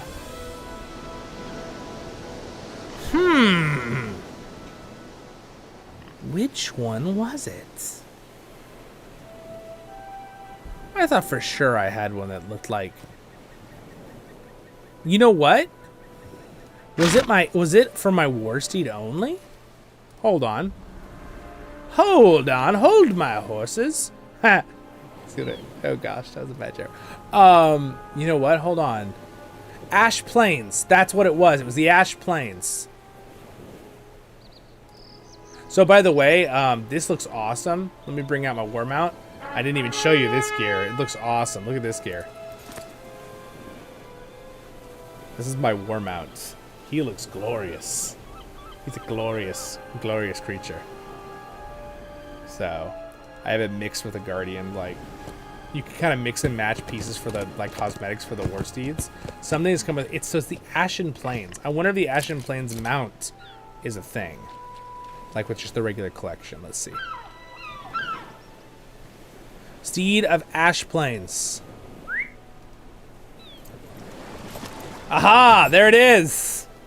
This is it right here. This is the one. I think this is the one that's inspired by the movie version. It's not exact, I know, but it's clearly inspired. I mean, there's even like bloody rags wrapped around its feet.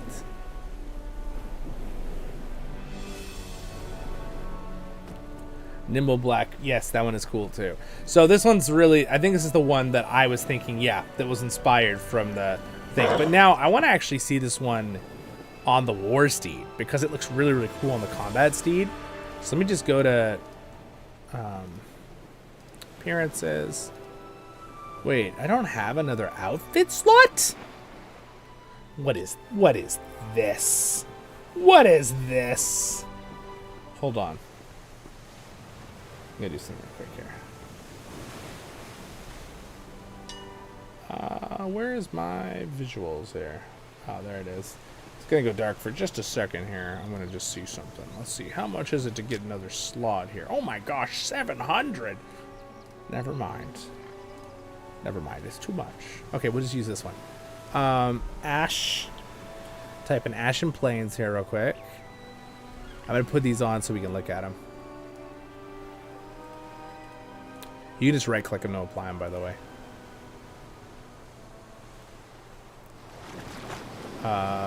Okay. Apply. Alright, let's see it. War Steed, come to me.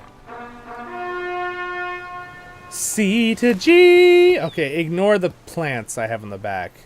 Yeah, look at that. That's awesome. Oh my gosh, he's so cool. Oh, I have a cat. How did I get this cat? Just like a cat. You're my new owner. They love that. Cats always do that. They're like, there's like pigs in the background too. It's all these animals. Thank you, Zollin, for showing it. Yes, of course. You like the nimble black goat. Oh, that's cool too. Yeah, but anyway, this is the one that I wanted. This is the cool one. By the way, if you don't know this already, once you get to high level, these quests here at this place, these are really, really good. They give you really good options. You get some item experience towards the reward track. You get some Umbari trade coins. You get allegiance points. So prized by citizens desired by the Order of the Eagle and either one. You get your max level health and pots, and you also get some virtue experience, and then you get to choose some Embers of Enchantment, which are great for trading and for gear. Or you can get enchantment runes that upgrade your legendary abilities, right? Tracers, which you can use to add a tracer to a legendary item, or crafting materials, which you can get like any level of ore. Once you get it, you choose, and basically you get to choose what you get for it. It's awesome. I'll show you. Click. Oop. See, you can choose any one. So I'm gonna choose ore, and then you click this, and then you get to choose 10 of any ore type. And you can do these quests. You get, if you technically get 5 chests to do this from one character, and if you come and do this on 5 characters, 50 chests, you can get whatever kind of material you need. I'm actually going to save this because I want to choose the right kind of, I need a certain kind of ore, because I'm going to start trying to rep up one of my other league for my scholar. So, yeah, it's pretty cool though. Pretty cool. And then you can just like choose what you want. It's very, very nice. In fact, I'm just going to choose that ore for now. But yeah, it's really, these are really, really good quests. It's really good to just come and do these daily, either for crafting materials or for getting your legendary items up. There's so many reasons. And your reward track, it's like super, super awesome. So I highly recommend that you come and do these if you're max level. I usually just make my home one of my maps here on the island, and that's why they have the map thing like right sitting smack in front of it. And then you can come do your daily quests here as well. And then, of course, you know, there's actually, what is it, like a 4 or 5 day cooldown? But then a quest will pop up when you do your first task, and it'll say, if you do 10 tasks, you'll get a special crafting item. And that crafting item is the one that basically gives you a free 100% chance to crit something in crafting. So, I have a guide video on that, but I just thought I'd throw it out there since I was here. Might as well just let you guys know. Yeah, the 3-month one is the best one, I think, too. The 15th anniversary, well, Blaze Robins, maybe just wait a little while. Maybe it hasn't updated yet. Maybe they're maybe they're rolling it out to everybody. I don't know. Because that happened like yesterday with the slots. So I'm not 100% sure on that. All I know is I logged in today and saw I didn't have 31 slots. I had 36 slots. I was like, oh, cool. So it sounded like they were doing it for everyone. So unless there's some weird criteria as in like, yeah, no, if you had bought extra slots, did you have... Yeah, because if you had bought extra slots, they'd just go on top. They wouldn't like say, oh, well, you bought 2, you know, we're just going to keep the same maximum. You would have got more on top of it. So yeah, wait a little while. I'm not entirely sure what's going on there on their end. I'd like to hit 143 here before we finish anything. Okay. You should probably get some then. Maybe they're rolling them out to accounts slowly. I'm not 100% sure though. When I have more info, I will let you guys know. To see the days of peace come again. I try to always be very clear on when I'm making a guess about something versus that I have the knowledge and know about it entirely. Because like, I'm very good at making educated guesses because I've been playing this game a long time, but I don't want to give people false hope or false information that starts getting passed around because of something. So I'm always very, very careful on saying, when I get info, I'll tell you guys more, and this is just my guess kind of thing. I try my very hardest to always do that. I'm carrying a box. Where did I get to carry this box? Investigate. Deliver the crate. Okay. Deliver the crate. Deliver the crate. Oh my gosh. There's one quest that I just did the other day that I wasn't streaming or anything, but this guy's like running away from you in the other Gondor town. Cause he's like, all right, you got me. And he gets so tired when he goes up the stairs. Halfway, he just collapses on the stairs. So funny. Cause it's like, yeah, that he ran up a flight of stairs like what I just went up right there. Oh my gosh. I was watching a guy on a YouTube video the other day, and he's just like running up these stairs at full speed. And it's like a Colosseum or something, somewhere, probably like Greece or Rome or something. I don't know. I was just like, oh my gosh, that is very impressive. Not only just athletically, but the endurance level. That's crazy. He's got very high constitution. D&D stats.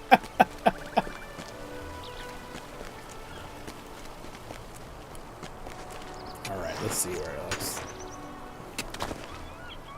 I'm giving out food. How kind of you. Well, anytime.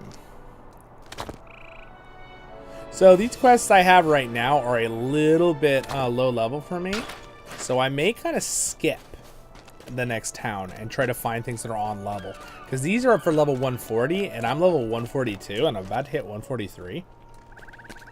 So I may skip some quests. I may just try to finish the chapter.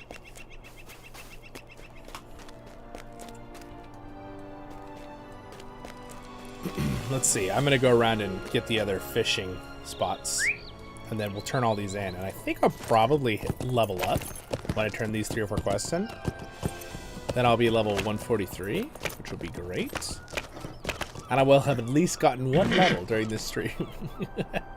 If I had like buckled down and just done questing the entire time, we probably would have gotten like 2 or 3 levels. But hey, you know what? I was having lots of fun, and I hope you guys were too, so that's what matters.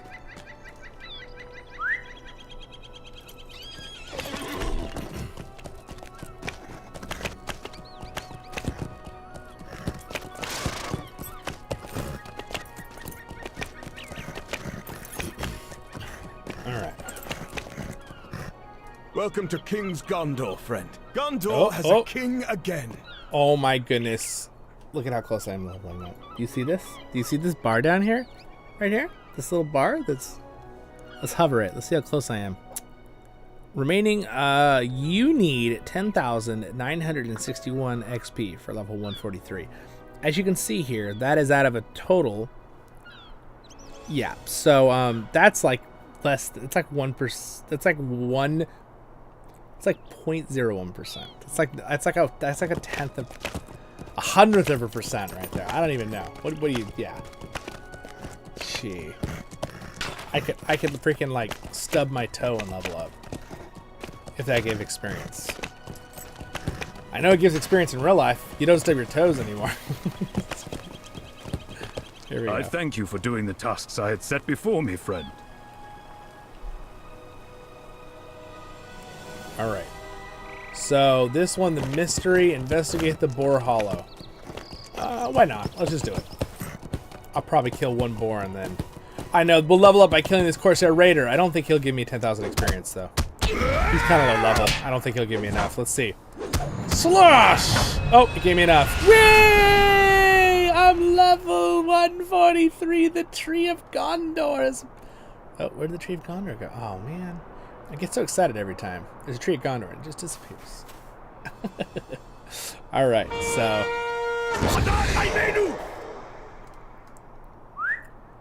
go ahead and head down to Boar Hollow here. So, yeah, now these are level 140 and I'm level 143. So now, slowly but surely, these quests are getting more and more not helpful for me. The good news is I have these enhanced experience boosters. So... Just so you guys know, this light blue, you can get this light blue by going into perks and using the enhanced accelerator. And the dark blue is from being a VIP. So it only comes back when you've like been off that character for like 24 hours. Or I don't know, whatever. It's a certain amount of time. It starts stacking up. They do stack. And then of course you have regular experience. And then you can also stack on top of that tomes of experience, which are these buffs that go under your thing when you click them and they say, you know, 100% bonus experience, blah blah blah. Those will actually also all stack on top of any of the expansion items you might have, like the earring that gives experience or the pocket item. That's another separate thing if you've bought any of those, and that's all kind of pre-level 140. But those will all stack. So there's ways to really if you're playing this game a lot, over time really increase. Like here, Earring of the Dead City. As you can see here, it says it only goes up to level 120 for giving you plus 25 experience on pretty much everything. So, and then again, you can stack that on top of the other Earring, which I think is this one. Yes, which also gives 25, but it's only up to level 105. And then I think there's another Earring I have that goes up to level 130. And then there's a pocket item that goes up to level 70, and there's a back item that goes up to level 85? I don't remember. But really all of those together you get, I think it's like 100 experience. So if you get that on top of having this thing and the VIP rested and the enhanced experience, whether you're using your perk destiny points, which I believe you can only use if you're a VIP. I think it's because again, it's a convenience thing. They're all convenience things. You don't have to have it. But I'm just saying, like, benefits if you're leveling. All the benefits. So those are some fun ways, and then again, there's some instances you can run. Like it used to be, you could run. What's it called? Used to be able to run. Gosh, I can't remember what it's called. The Den of Warg Pens in Dol Guldur. Warg Pens in Dol Guldur. They used to be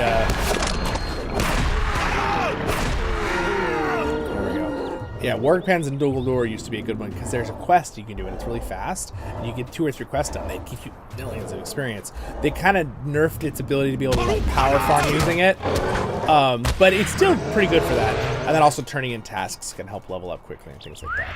Again, I don't recommend using these methods, though, unless you already have a character and you're just trying to level up another class, because you really should just enjoy the game and level normally, and it really doesn't take that time long as long as you're following the chapter or story or whatever, and you're doing stuff that's kind of around your level, on level. And again, you can see that with the quests, right? The quest log, you know, it says the little level in front of every quest. So again, once you're like 3 or 4 levels above something, the experience you're going to get is pretty bad when you turn it in. But sometimes you have to turn it in to get to another quest that's higher level. So you don't always want to just get rid of it.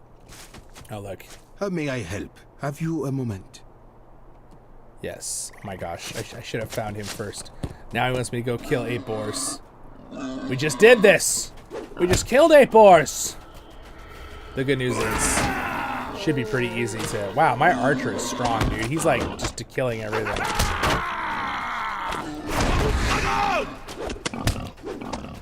Alright, I think that's 8 boars, yeah.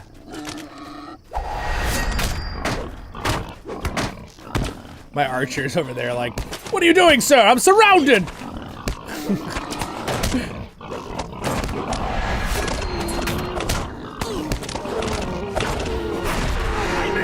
There we go. Boars have been slain. Easy peasy. Not lemon squeezy, because lemons are not easy. That's a lie. That saying is a lie. It's okay for 1 lemon, but try doing it to 500 lemons in 30 minutes. Then you won't say that anymore. What news? Sorry. I worked at Chick-fil-A as a cook, and I used to, you know, do the lemonade. Yes, they do that all by hand. And no, it's not easy. Especially once your arms go numb because the machine's going bzzz, and your arms, and suddenly you're like, you can't feel your hands up to your freaking elbows. Boar, I've been slain? No, not you, Boar Waddle. Just the animal boar. Oh goodness, these puns. Oh no, he can hardly bear these puns. Oh no. Why are bears? When bears can fly, apparently. That bear just fell out of the sky. I'm not quite sure what happened there. Again, a glitch that will most likely not be happening on the 64-bit server. It's probably some loading glitch. You like how that bear just kind of like appeared? Like, spawned in from the sky. From the great bear in the sky. So it's like another meme. Alright. We must not let our vigilance lapse.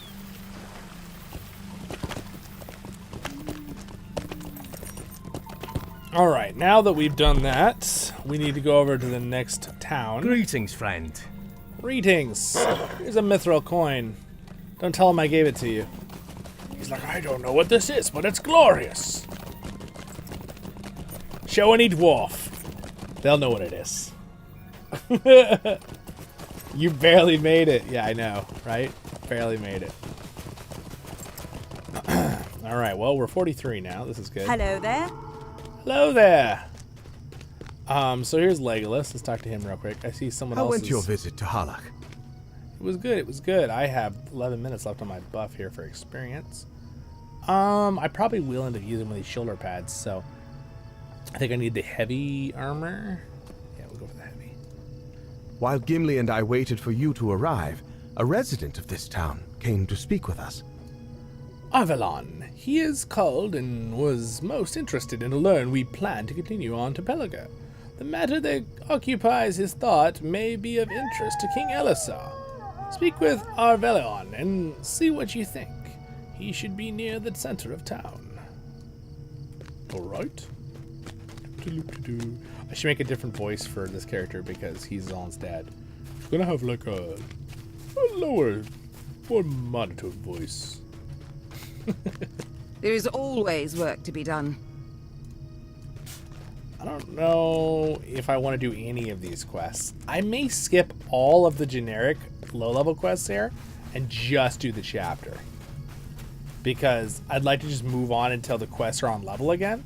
Because actually spending time doing all these side quests that are... From the evils done by Sauron. It wouldn't be... I found out there's way too many quests. If you do all the quests, which is the basic XP boost of, you know, VIP in King's Gondor and then over into Outer Gondor, like you can get to like 148 or something before you even go to the Shield Islands. And remember, the Shield Islands are supposed to be like 145, and then Umbar is supposed to be like 140 something, 40. So there's a lot of other quests we can do that are on level. You are so I'm going to just focus on my friend. Just do the chapter. And on the king's business, no less. Get the chapter done. Keep moving with the chapter. I could ignore the chapter. I could just go to the next cities. Like, I could. What do you guys think? Should I just ignore the chapter? Because I've done the story. Like, I've done the story on other characters. I'm just, like, thinking about when... I just want to level up my captain as fast as I can. In this particular... Because I've done this story 3 times already. So I'm very well versed in the story. And most likely we'll be coming through with my Voice of the Rings LOTRO Tale series in the future, which is my main voiceover series. We'll get here sooner or later. And I will obviously be voicing over it at that time. I don't know what episode that'll be. Oh my gosh. We're at like episode like 250 or something on the LOTRO Tale series. I don't even know. I feel like watching my time of kind of the transformation of my channel, my level of expertise doing my videos has increased tremendously over that series too. I'm my worst critic when it comes to things, but even though everyone tells me they still love the originals, so I appreciate it.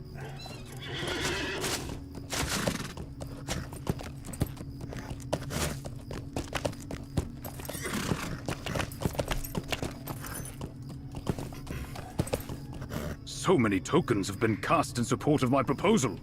This is nearly all. Talk to Gimli by the entrance. Gimli, we have a coup. No, I'm just kidding. Oh, oh! I did not understand this proposal when Arvalon told it to us, and I still do not. He expects Siron to simply abandon the lordship of Lebanon because a few families thought he should? No dwarf would do this. At any rate, the sooner we go to Pelaga, the sooner we will return to Minas Tirith with the tidings we sought. We have heard plenty of whispers and rumors, but little in the way of real danger. I suppose that is good, but it is also a pity, for my axe needs swinging. All right, Mr. Gimli. I do agree, but... Alright, so now we're going to go over to Pelaga. How can I be of service? We're going to go to the Pelaga, the East Gate. Elvin is very determined that Gimli is a hobbit. And is the best hobbit. You're so funny. Episode 9,000. Yeah, I know. When it's over 9,000, then we'll be here. It's over 9,000. Fun fact, you know the original Japanese version was actually only over 8,000. And when it was translated to English and Spanish, they said over 9,000 in those versions. Fun fact. Learned that the other day from my cousin. Greetings, friend. I was like, wow, really? You can double check me if you guys want online, but that's what I've heard. Is the Rift soloable at 150? Oh, yeah. Yeah, it is. There's a few mechanics you have to be careful of, like reflection damage, I think, on one of the bosses. But if you want to do the Rift solo at level 150, at level 50, oh, yeah. I mean, I could probably run it right now. It brings me joy to see you return to Pelargir, my friend. Now I want to go do war behind us. The Rift raid. Now, see, this is a really cute story. This girl's trying to get her little brother to come out of the house because he's terrified that he's going to get killed by the Corsairs, which is not cute. That's a horrible part. But basically, we help tell him that everything's okay now. And then he comes out, and they're happy. So, that's the good part. That's the cute part. You guys are like, why is that cute, Zollin? What? Alright. I don't want to do that quest, though, because it's too low level for us right now. Let's go talk to Sierra. Oh, we got some loading. You see things like that, loading like that? Not gonna happen. Probably rarely on the other server. There he is. This is a very cool story. Welcome to my home. What brings you so far from the White City? Very cool character, but we're not gonna be doing the whole story because it'll just take too long. Thank you. We got to 50 likes on the stream. Sweet. On YouTube. I don't know. Is there liking on Twitch? I didn't even look. I think there is. I have to have some food. Sorry, guys. Maybe the people of Glania are right.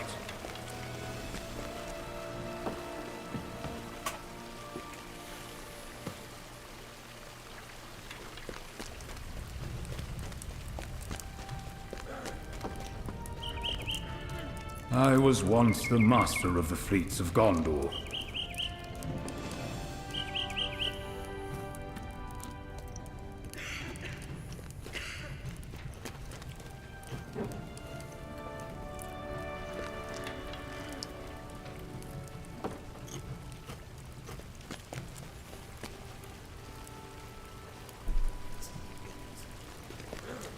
This room, this is totally going to be me when I'm the age of Siragon. I'm going to have all these like Lord of the Rings collector items and real world history items. I'll build myself a castle just like that. Oh, pipe dreams. I heard something the other day, it made me laugh so hard. Someone said, that's a pipe dream. And the guy was like, yeah, call me Mario. It made me laugh so hard. You guys all know Mario, right? The original games would jump through pipes. That was like his thing. Yeah, it's pretty funny. Tapestry of Folka and the Boar. It's really cool to see these historical tapestries. So funny. Oh, but it's me!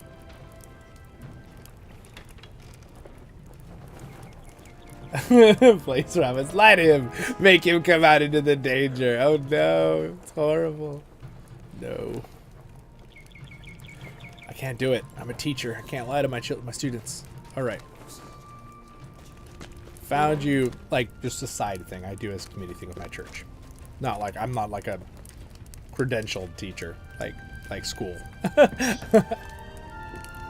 Assistant. So well, many I'm not an assistant, I'm the main lead, but volunteer. So many memories. Perhaps my son should succeed me. It took the folk of Gladeth to make me realize something.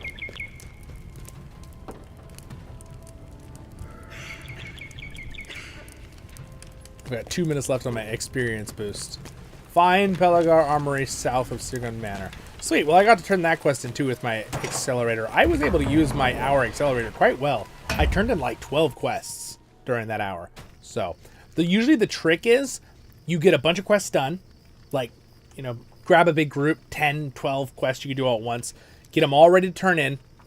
Pop the accelerator boost, turn them all in, and then go somewhere else so you know you can grab a bunch of quests and do quests and then turn them in before the hour is over. That's the most, like, efficient way to, you know, get stuff done quickly.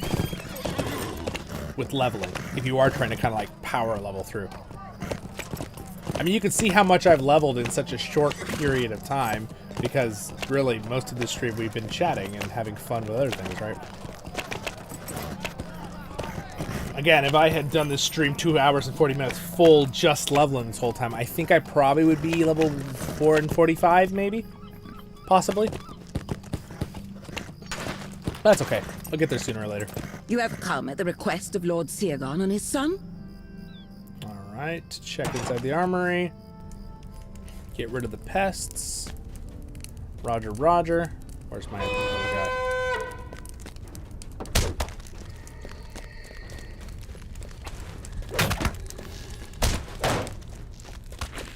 Can they will they just attack me? Oh sweet, they'll just attack me. Come on, follow me.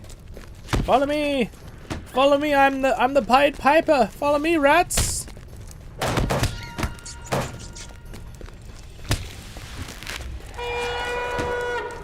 Alright, I think I have surround. Oh yes, that is quite an armada.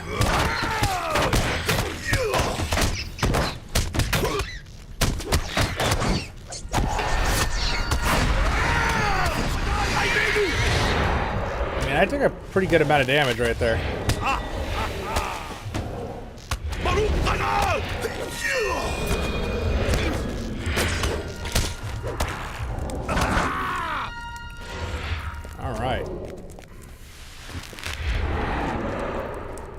Alright, talk to them outside. So we cleared out the place of... By the way, that is the armor of the Heir of Castamere. And yes, it is the same name that you hear in Game of Thrones, but it's also something, a name that was used in many other things. See this right here? What's happening right now? I'm not lagging. Airstream is fine. My character is fine. It's just the server sending me information. This is all going to be like, poof, loaded. Instantaneous on 64-bit. The reason I know that is because one of the legendary servers was the test server. Angmar for America was 64-bit, and that was the first thing that I noticed. I didn't think I'd really notice anything, so I don't really get that much lag personally. But the first thing I noticed was like, oh my gosh, instantaneous, everything loads. Oh my gosh, I can totally see the difference. That was the first thing I noticed. And these will probably be even better because they've had those to test. Customer's armor remains where it was left. I told you so. Technically, the legendary server, also the European one, is also now in Europe, the Mordor one. But again, that is not the new ones that are coming out. That are going to be regular servers. I say regular and not classic because unfortunately classic is what World of Warcraft used for like legendary servers that LOTRO uses, which are like over time or a specialty server that are like different than a regular one. Mind you, fun fact, LOTRO actually did legendary servers before WoW did classic servers. WoW did classic servers about 9 months later. So, again, they might not admit it, but they get ideas. I have had an idea. Hurrah! I should have expected no less from such as you. There's a whole like, we play like we're fighting each other, and then that's how we like fool this lady over here to think that I don't like them because he's an elf. Like it was all Legolas's idea. There's a whole fun story behind it. I beg you your can watch pardon, my stranger. series if you want to see I the could full. not help but notice your argument. I do not begrudge Elisar his choice of wife. Were he not king, he could marry anyone he wished. So they're a little they don't like that he married an elf.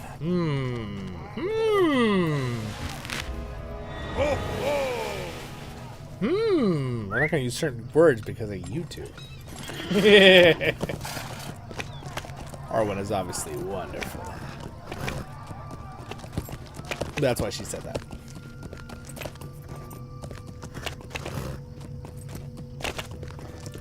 Though I will say it makes a little bit more sense with a situation like that, being that these are actually different species, being different races in that way. That's always something that weirded me out in real life.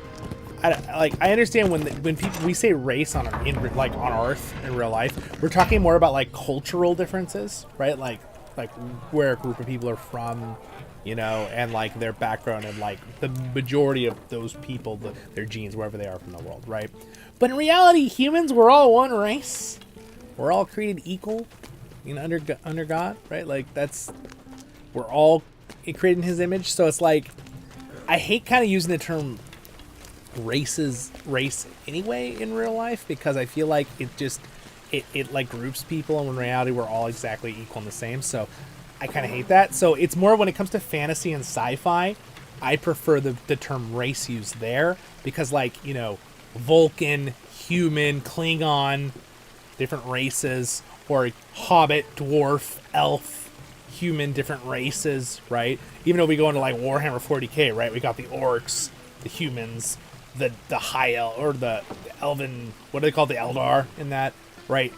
They're different races, right? That's different races. And I personally, it's just my own, it's a pet peeve of mine that I just don't like that whole, like, I don't like using that in, like, we're all the same. We're all one race. But I understand why it's used in our world, and it's usually more academic reasons, even though of late there's been a lot more issues with things, right?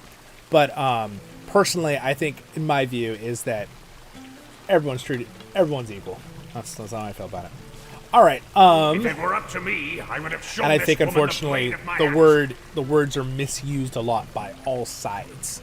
And you know me, one thing I don't do on this channel is I have my views in life, I have my opinions, but I do not bring up political stuff. So we're not going to go any farther than that. But just because I want this to be a fun place to do Lord of the Rings, and there's plenty of places for us to do that elsewhere, and it's also a good break for myself, because it's like, it's hard enough to handle that kind of stuff. Legolas and Gimli told me about the woman. Side note.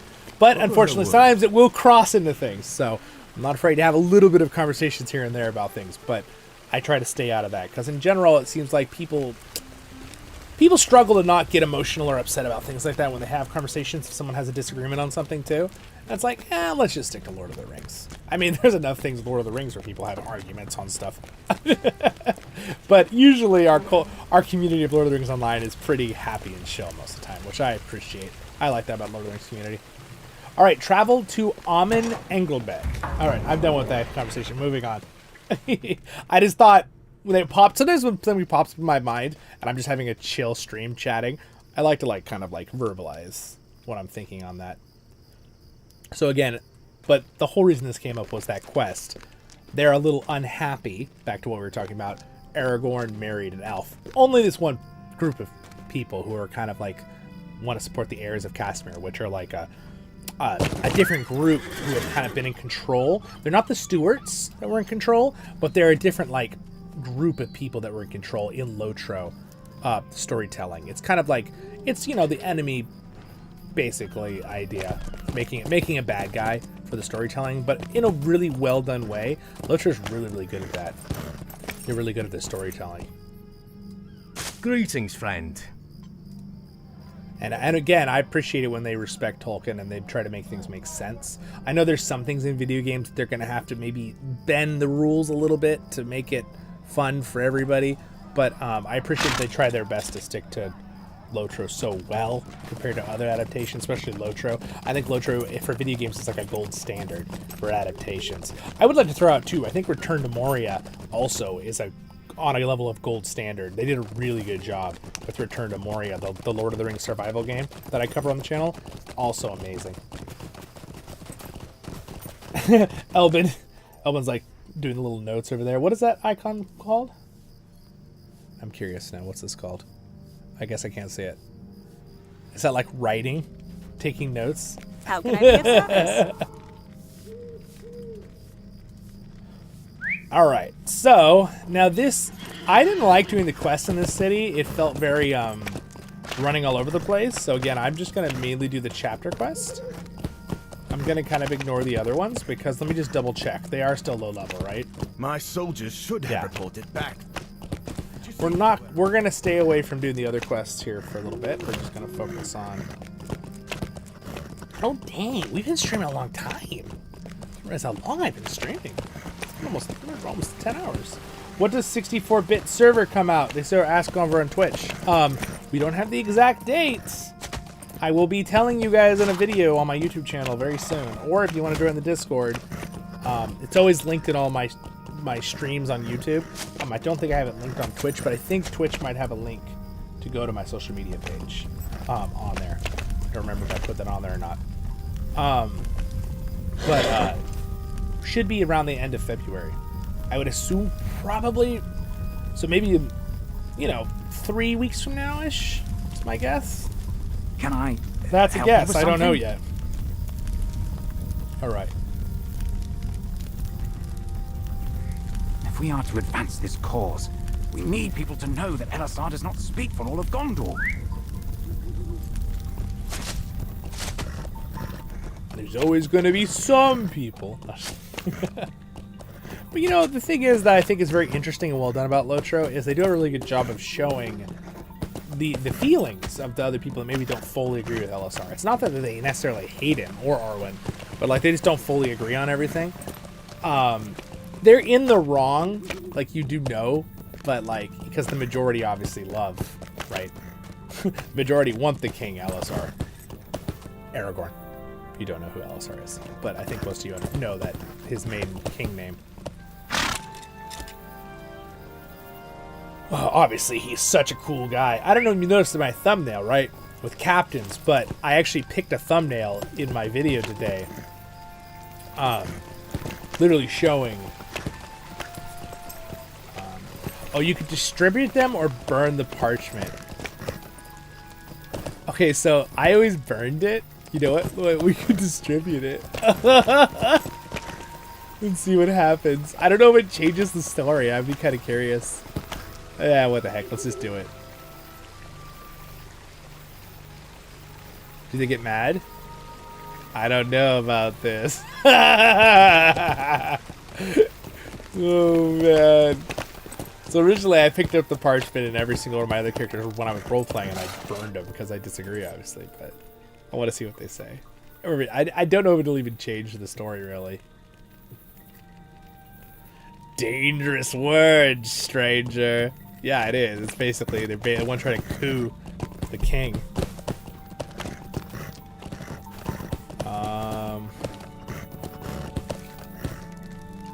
What if can I just burn the rest? No, wait, no, we gotta turn them all. No, we're not gonna do that. We gotta do them all. Let's see what the other people say. I want to see now. Person tranquil writing headphones. Oh, got it. Very nice. Thank you, Bean, for writing it out.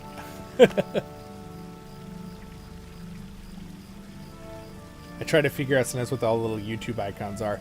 It's funny because I like how there's some the Twitch icons, because I kind of like know what a lot of them are, even though I never really, just from watching other Twitch stuff.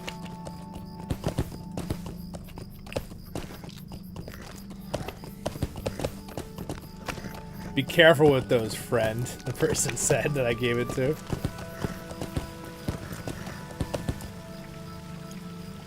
Let's see what she says.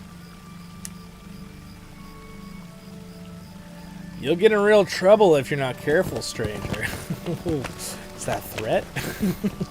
It's awesome.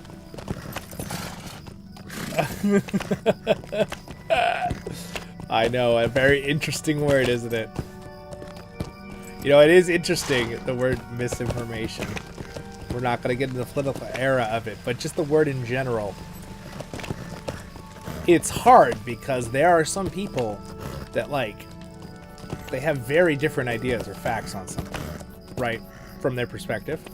So, like, something that's misinformation to them might not be misinformation to other people, and vice versa. But it is really hard because there is real things that go against the direct known fact when that fact is really provable. But again, that can be challenging, right? That's why, me personally, I'm a very heavy freedom of speech.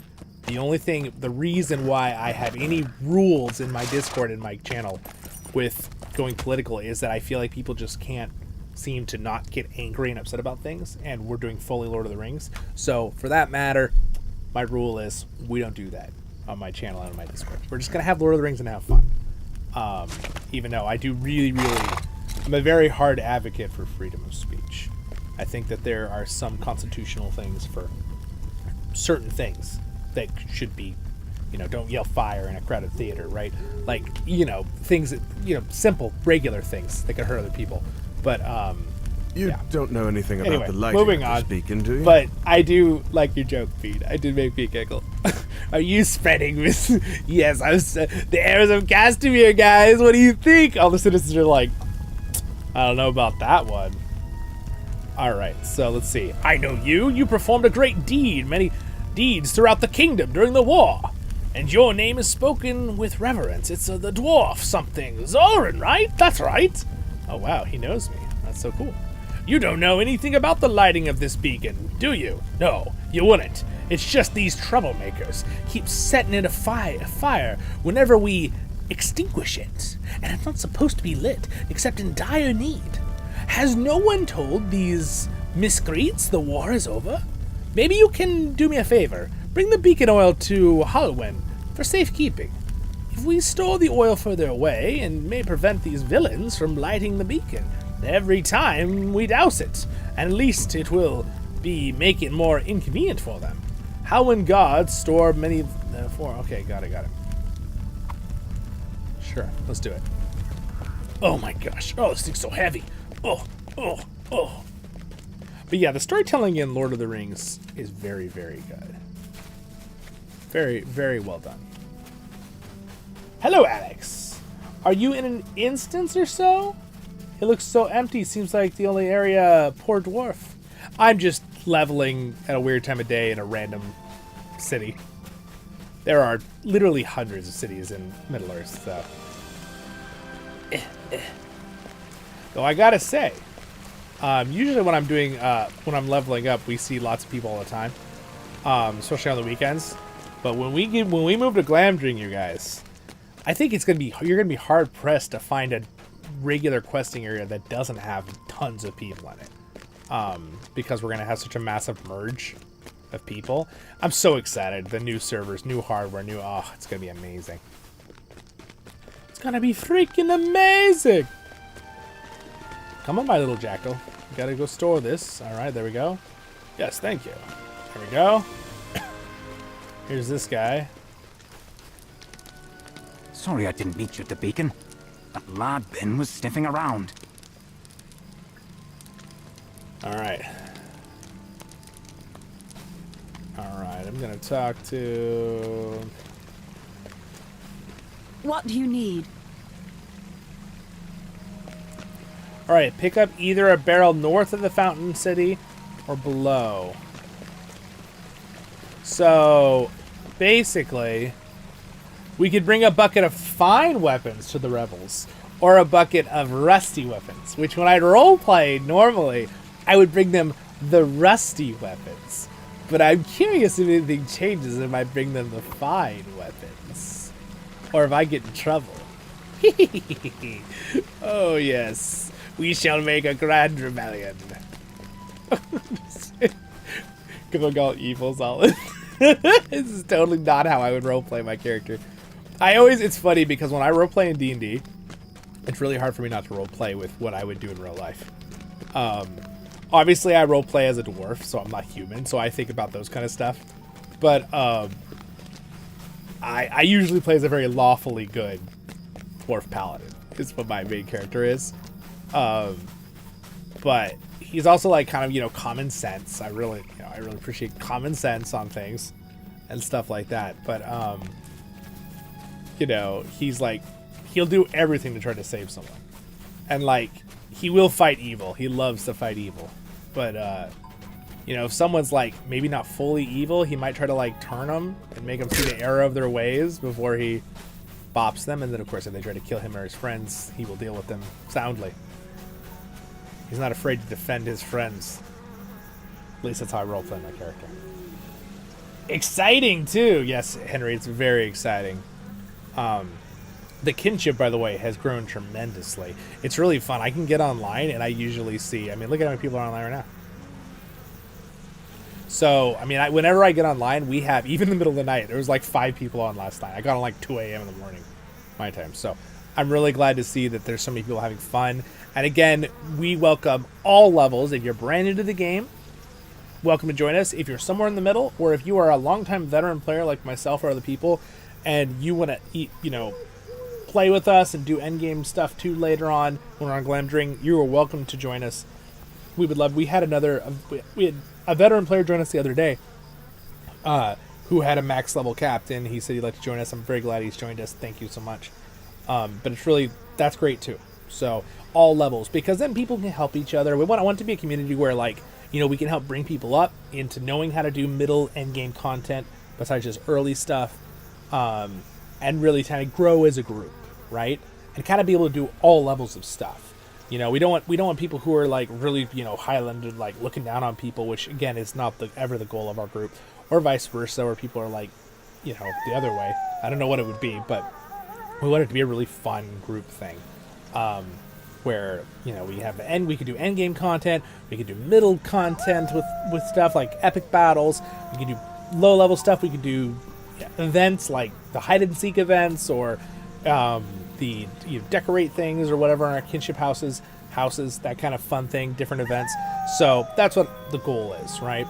And I want it to be where we can do large group events at times with our whole kinship, and also where there's people on all the time for everybody. So if one of our officers, me, Mr. Hammer, Belle, Emily, Tiger, and a couple others who help lead events, if one of us is leading the event right then, and you're playing at some time that maybe for us it's the middle of the night or whatever, and there's 4 or 5 of you online, that you guys can get together and do an instance together, right? And then that kind of stuff. I really love it where the group gets so big at that point. I'd like to be able to have an instance time, event time for like Europe too. That would be a little better for them, even though I do my morning streams, which are pretty good for them because it's their evening, and for Australia and stuff. But that's the goal. I'd love to get to the point where we have this really symbiotic, fun community relationship where we can do pretty much whatever we want to do. We can do end game stuff. We can do this, and then in the goal of the future, the bigger goal, which I've told some of you guys at the beginning of this stream, is the my alliance idea for Glamdring, right? Which again, it'll mainly be leadership that'll join it, kinship leaders, and maybe one or two officers that they choose that'll be diplomatic or whatever. And that'll be like a group thing that outside of our kinship, right? What I just said is what I want inside our kinship always, but outside of our kinship that we could do other events with our kinships, whether that be raiding, whether that be just doing fun events or band events or whatever. That'll be the Free People's Alliance that I'm going to kind of found as the host. But we're not going to have any like hierarchy. It's just going to be a spot where we can all talk at a round table and plan stuff. So that's exciting. So those are all fun things. I'll be working on that over the next few days. I've been working on that while I was sick. I've been talking to people and planning things and stuff like that. It would be fun if Aragorn found out you were helping with a coup and smacked you back 2 levels. You just lose 2 levels? Could you imagine, Kifford? That'd be so funny. I am grateful for your assistance, my friend.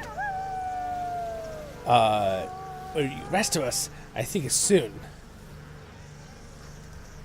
You are welcome to attend the meeting. All right. Yeah, that would be hilarious. All my work today, and they just you lose a level for helping and being bad. Aragorn's like, I don't know what got into you, but that's a no-no there. Lose a level. That would be so funny. Mechanically, I don't know if that would really work that great. You know what? I'm gonna go back to the horse guy and take a ride because this is gonna take too long to get there. But yeah, I see a fun future, and even outside of my group, just the Lord of the Rings online community in general, I just see it really growing, and it's gonna be really fun. I know Cordovan is gonna also have a Lord of the Rings Discord that'll be for everyone that he's working on. A new one. They have one, but an updated one. I highly recommend Discord to anyone. First and foremost, for people watching the channel, join my Voice of the Rings Discord. You'll know everything going on with the channel and my community here and our kinship. Please join that one. And then the one I was talking about, the Free People's Alliance, that I'm going to be setting up, it's another Discord that I'm working on with someone helping me. That one is going to just be for kinship leaders of Glamdring and content creators who want to kind of plan events together. And again, if you're from another server, you're welcome to join it too as a leader, just to kind of see what's going on and stuff like that, of course. But if we're doing any votes or anything, it'll be for Glamdring. Obviously, it's mainly going to be the Free People's Alliance is going to be for Glamdring. It's like a coalition on Glamdring, basically. Lynn something. Greetings, friend. But again, I'm trying to help facilitate some of these things just so it's really fun for the community in general. You know, it's a blessing to have so much support from you guys. So I'm trying to use my platform to help kind of give back and build the community up for LOTRO to make more fun things, especially for our server Glamdring that I'll be so part of being on it with our kinship and all of us. But again, I will still always support all the other servers as well. As I'm saying, really, they're all going to be awesome. But if you want to play with us on Voice of the Rings, or be in that coalition group, or the Free People's Alliance, you'll want to be on Glamdring. Hello there. Hello there. Okay, so I just need to go up to the top. Why don't we go ahead and run this story? And then once we're done with this story, I will probably finish up my stream for the day, you guys. Because I don't want to talk too much for my poor throat and stuff. Might not do so good because of it. But I've got a few more minutes. Does anyone have any other questions about the transfers or anything?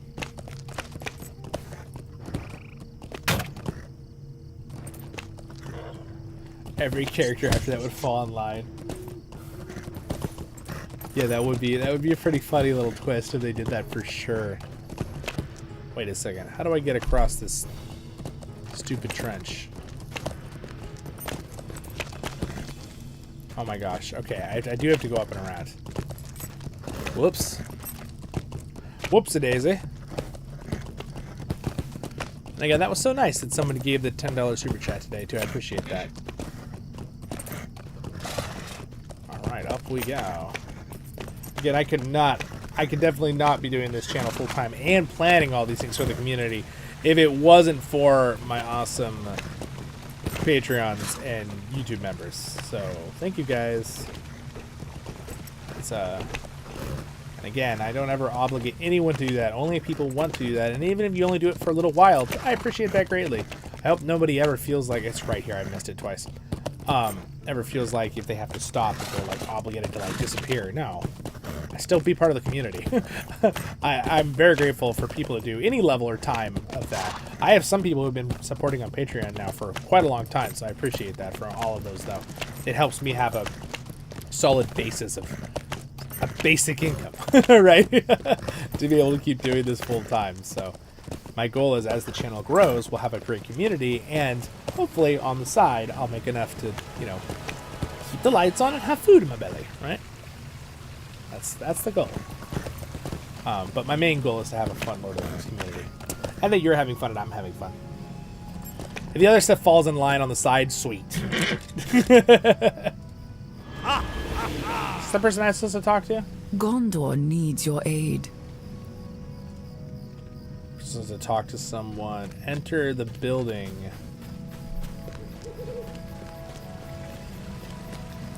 Abandoned home.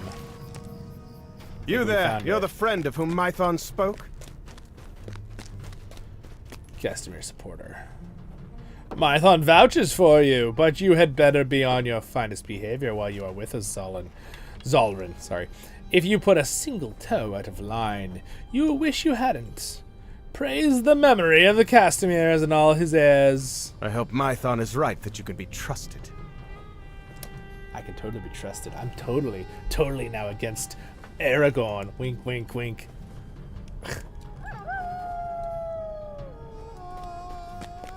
Find Mython in the abandoned house.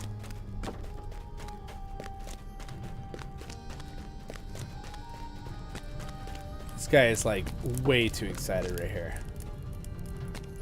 Like they're like dancing, and then you come up and they're like, hush, hush, hush. What's this dwarf doing?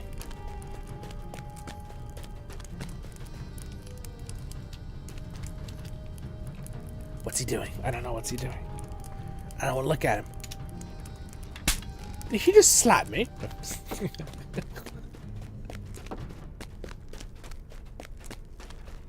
This is not the way I was supposed to go.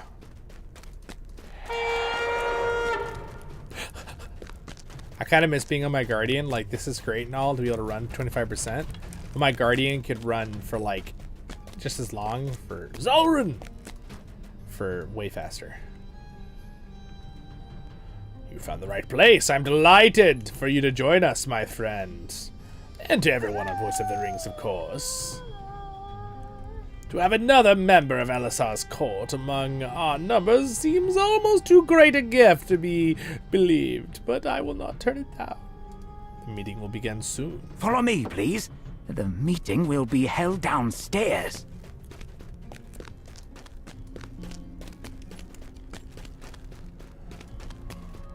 You should introduce yourself to my friends before we begin. Do not think you are one of us because Mython invited you to see at this meeting, Zollin. You have not yet proven yourself to me. I spoke with a gossip monger in town who says that King Elisar has already departed Minas Tirith, and he travels this way. Perhaps you will soon have a chance. Prepare yourself to meet me after all. I have nothing to say to you. Count yourself fortunate I do not cut you down where you stand. You may have deceived Mython, but I am not fooled by this part you play, dwarf. You're pretty smart. It is true, you are close to the king.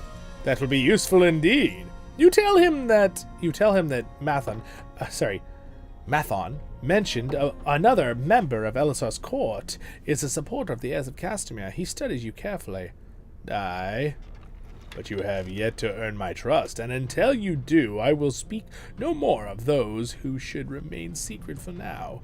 It should bring you joy to hear that the king is not as safe as he believes himself to be, and we may soon have the victory we seek. These guys are so evil. You're so evil.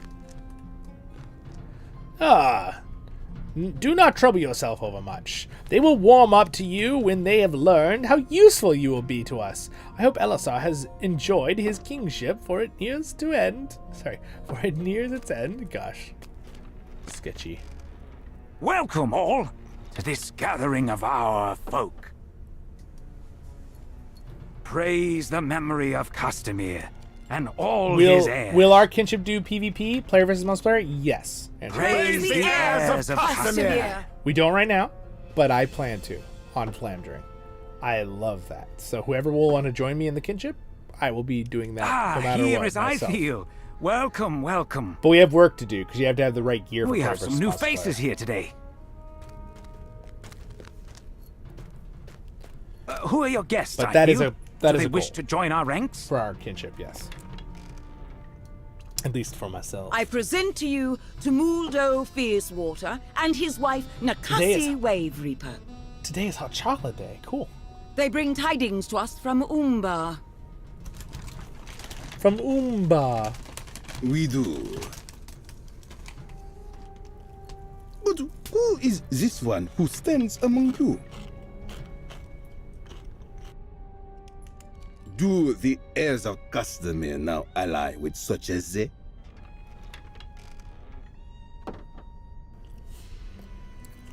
What do you mean? You don't like dwarves, Mr. Umbar man? It is said that in Balakor, Scourge met his end. It was at the hands of dead men that he met it. They say it was the King Elisar who commanded the killing blow, but others stood us nearby. An elf, a dwarf, a hero who bore the name Zollin. Uh-oh. I've been found out. You were there when Balakor was slain? I knew this worm could not be trusted. Trusted ear, be silent. What news do you bring from Umbar, Tumuldo? Does Balachor's family ready an assault upon Gondor? They do not. What? Why? The heirs of Castamere no longer control Umbar. They have been overthrown. How can this be? This is a poor jest. Who thinks to supplant the heirs of Castamere? The Kindred of the Coins has made Umbar a free city. Stand against them, and they will free your head from your shoulders. Nakasi.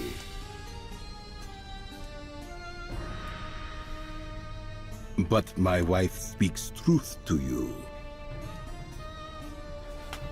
So remember, A new Umbar was power kind of rules in controlled. Umbar. If you aid this power, you may be spared. If not, I have heard enough! The heirs of Castamere will not submit to more foreign rulers!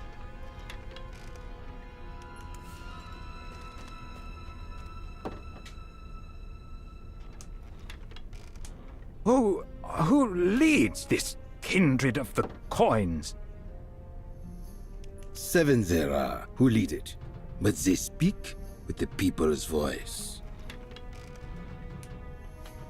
And the people hold little love for Gondor in their hearts. Hey, right back at you. We will give you time to think about our offer.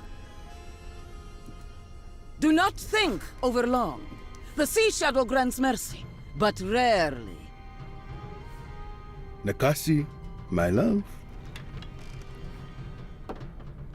Again, she speaks truth. Still, your choice is your own. He's so much more diplomatic. Unless they're playing good cop, bad cop. A don't understand how this could have happened.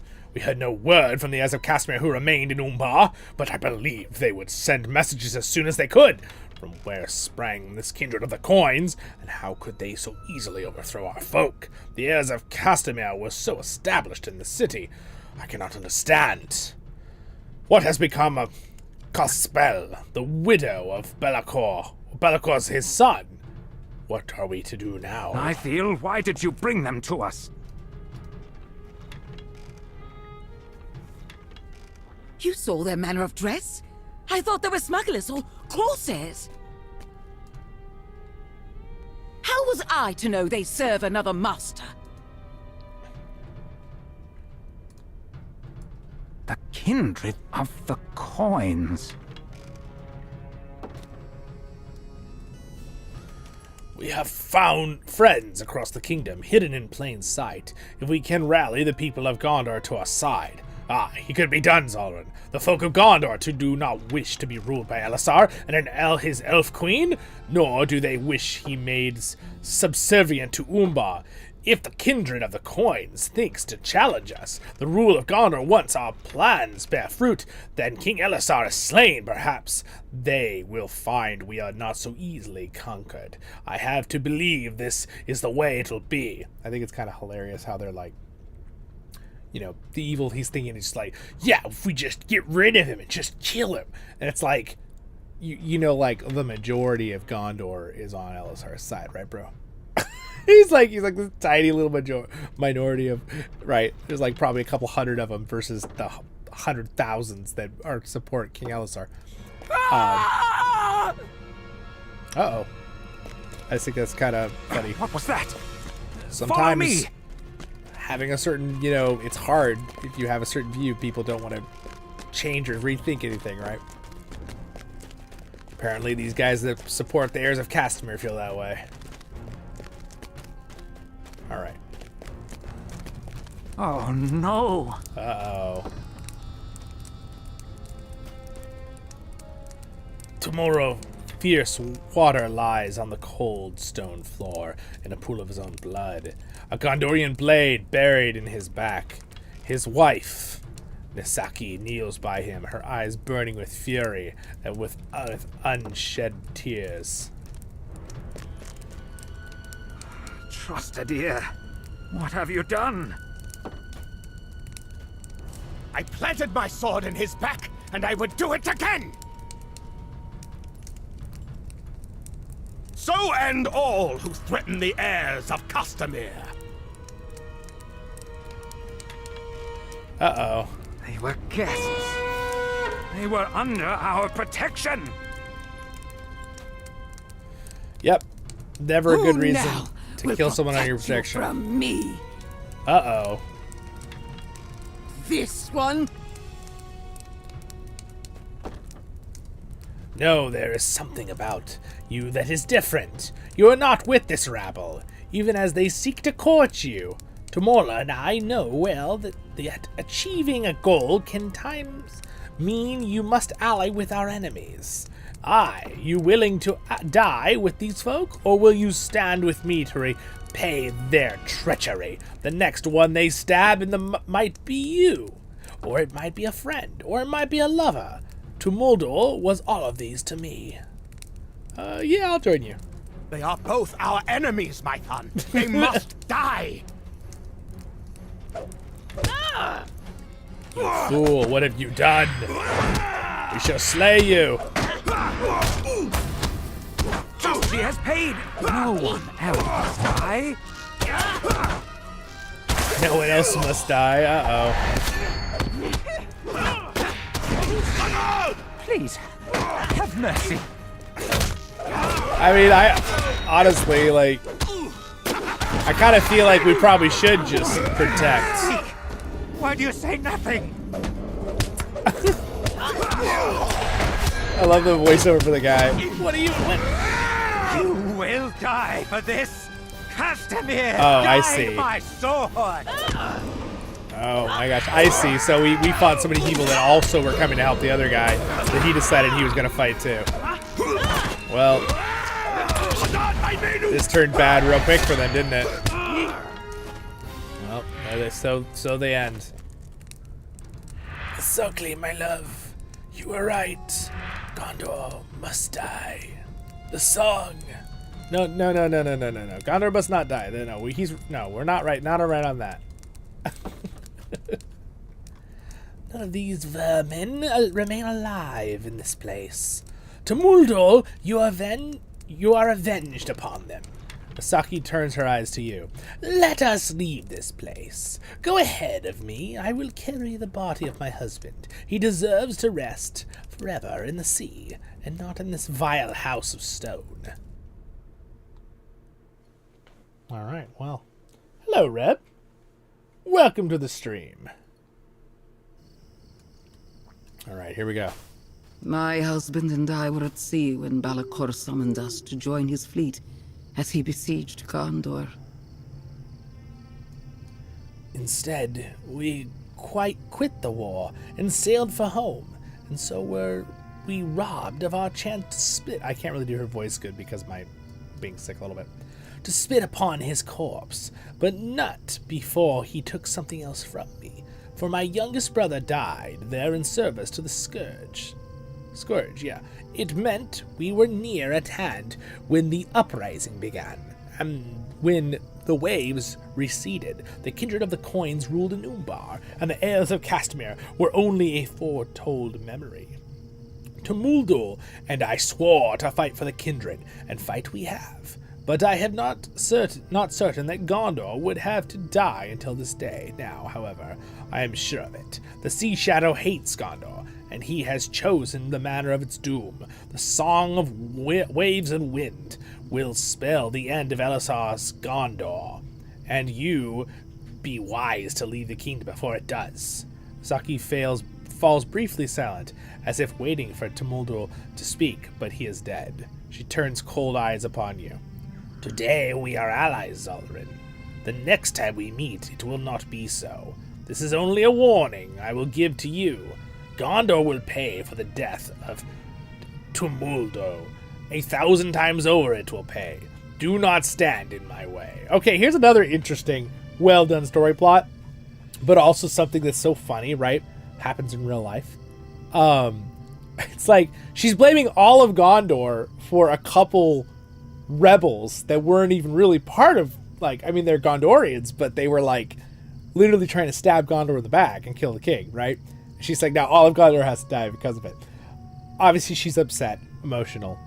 Really well. It's done good storytelling. It changes a lot through the story, what happens. It's very well done.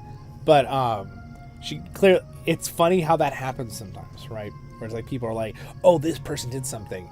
And even though they're a rebel or something, then it's like, oh, well, the whole country is bad. It's like, well, you probably want to keep a level head and not think like that, right? But you could tell in her emotional anger and rage, her husband was just slain. Yeah, you might feel like that at first.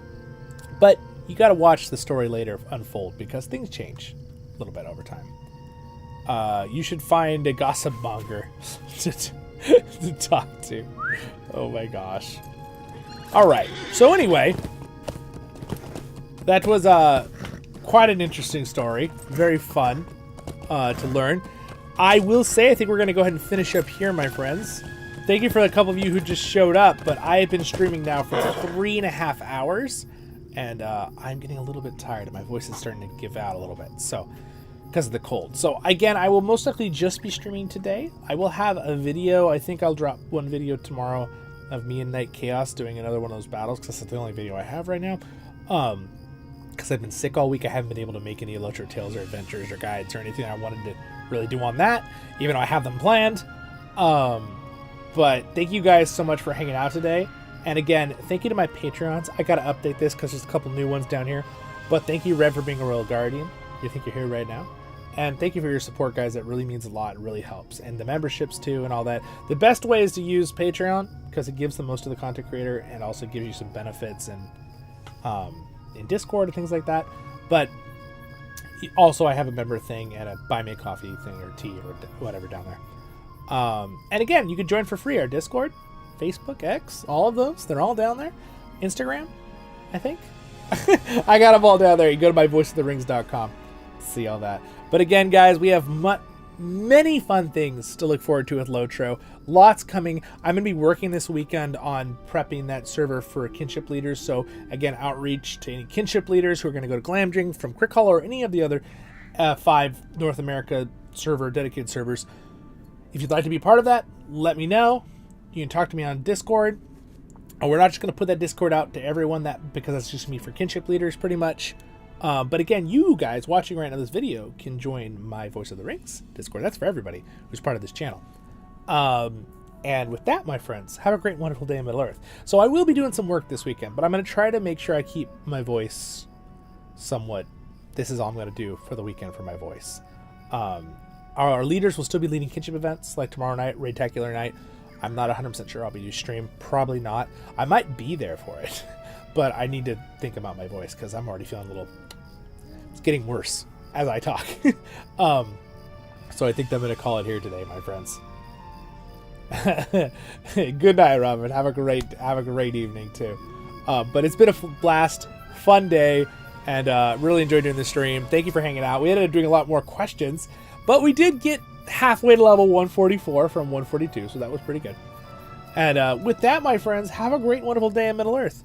Also, there's some cool things. I got this cool blanket, War of the Rohirrim blanket. I'll show you in another video later. I got a bunch of cool things. I did a bunch of work too. Since I couldn't make videos, I just cleaned my room the last day, reorganized some shelves, got a bunch of things ready that I want to make videos on to show you guys with replicas.